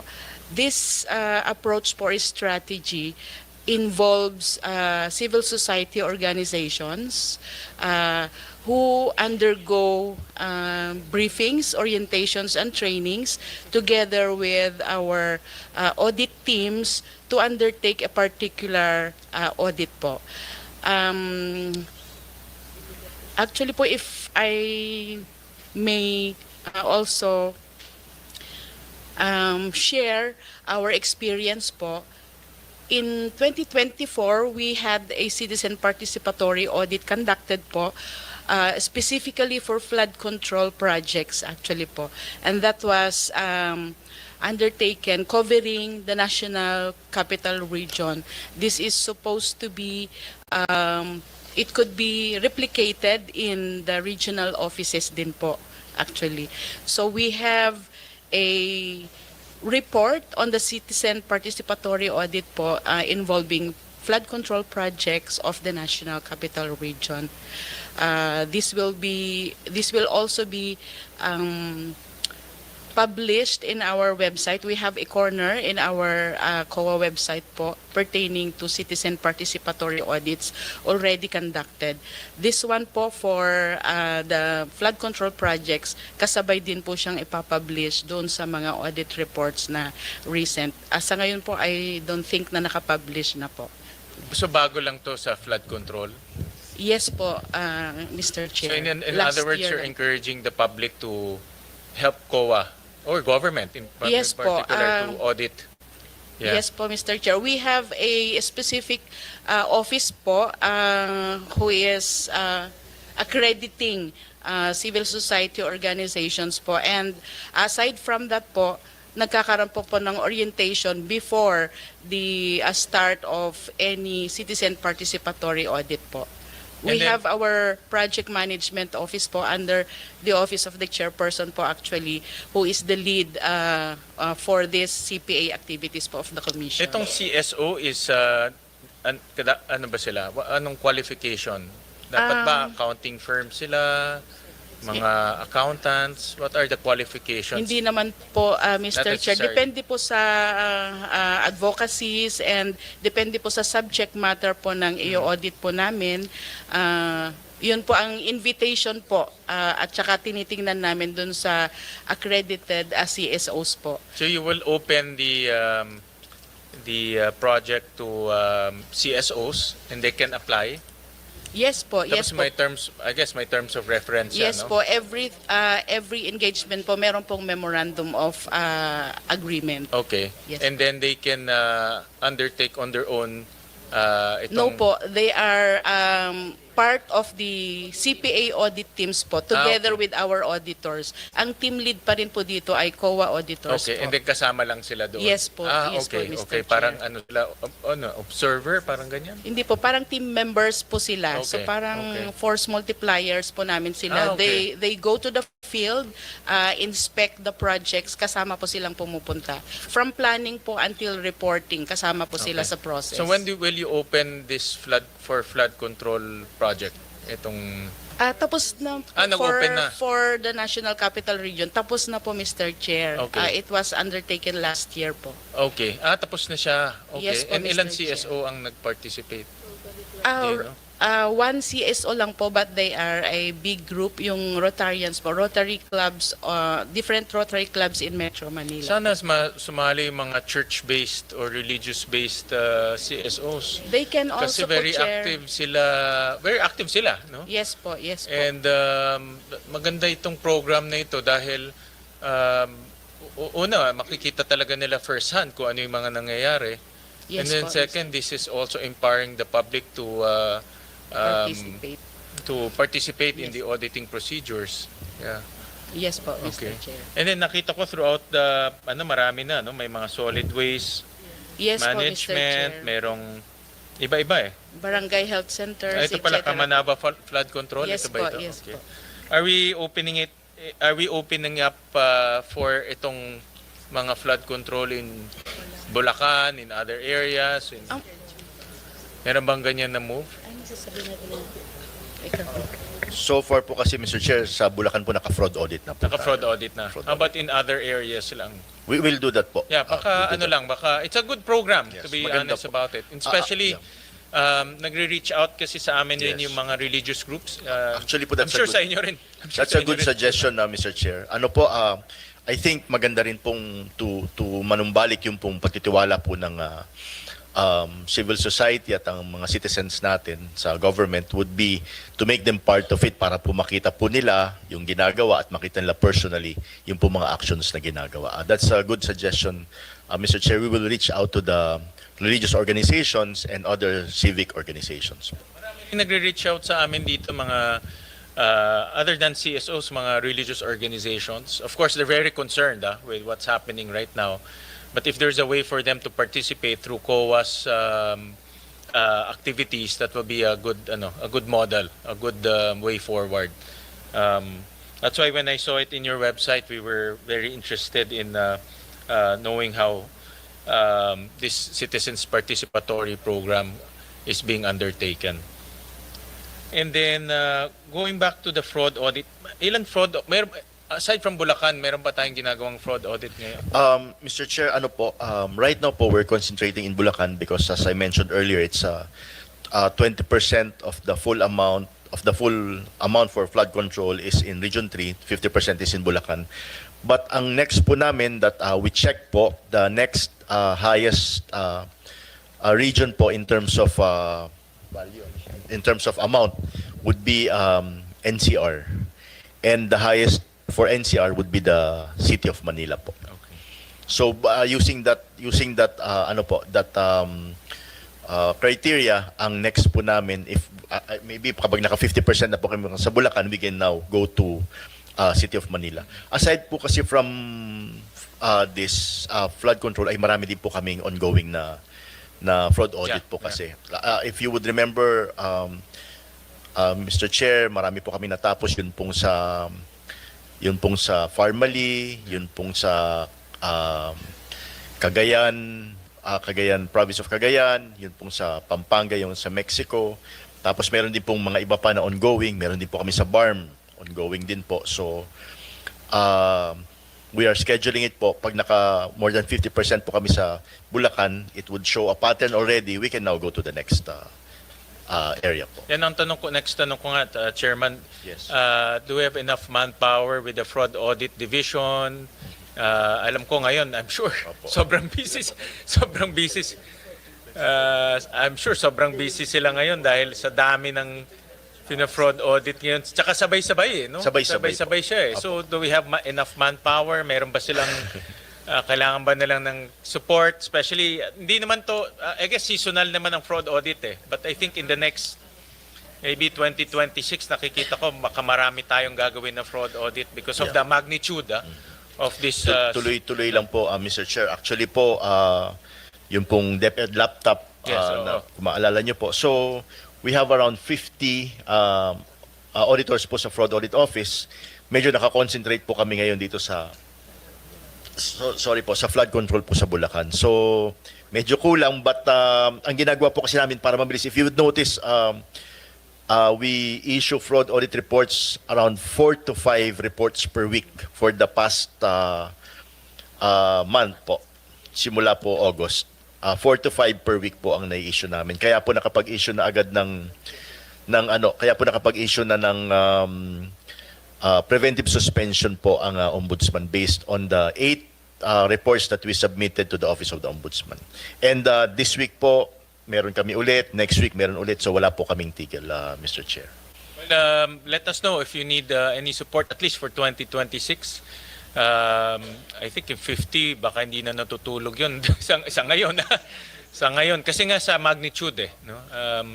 So if you see that kailangan pa sila suportahan, kasi we will also rely on the fraud audit in ang basis ng ng mga kaso, 'di ba? For ombudsman, for ICI, halos lahat 'yan ang basis nila sa mga kaso. So the faster, the more thorough we can conduct the fraud audit, the better, no? Even here sa Senate, sa mga dadating na mga blue ribbon, I'm sure they will request for that report.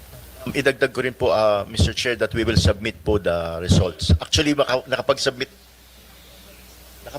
na po kami ng ilan na sila? Wala. Hindi, yung mauna. May initial submission na po kami sa Senate Blue. We will submit the additional po. Yeah. Pakisubmit na lang sa blue ribbon. Blue ribbon po. Kasi sila Okay talaga po, ang yes. primary committee on that issue. No? Yes. But in terms of support, if you see any need for additional manpower or computers or let us know. Kasi yan rin isang way to bring back confidence eh. Kung marami tayong na-audit na fraud, marami tayong report, ang aking paniniwala, mababalik natin yung kumpiyansa ng tao eh. No? Hindi naman to pang matagalan itong 2026 period lang kasi nga sabay-sabay nangyayari to. No? So just submit to us, Chairman, your wish list.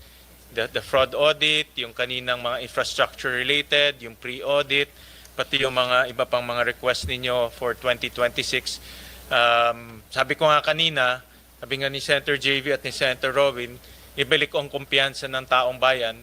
Para sa akin, isang paraan ay tulungan natin ang COA. No? Let's empower them, give them the tools, give them the funds, so that we will prevent this thing from happening in 2026. And accountability. Diyan papasok yung fraud audit kasi makikita kung sino-sino talaga yung mga may kinalaman dito. No? So just submit to us a formal request for additional funds. No? We'll do that po, Mr. Chair. Maraming salamat po. So with me, I'm okay na ako. No? So you Chairman, oo. I move to advance the budget of COA to the plenary. I so move, Chairman. Any objection? There's a motion to submit the budget of COA. The budget of the Commission on Audit is now deemed submitted for plenary's consideration, subject to the discussion and the submission of documents requested. So maraming salamat, Mr. Chairman. And good luck to all of your endeavors, especially this coming few months. Talagang very challenging for all of us. No? All right. So with that, this hearing is hereby suspended.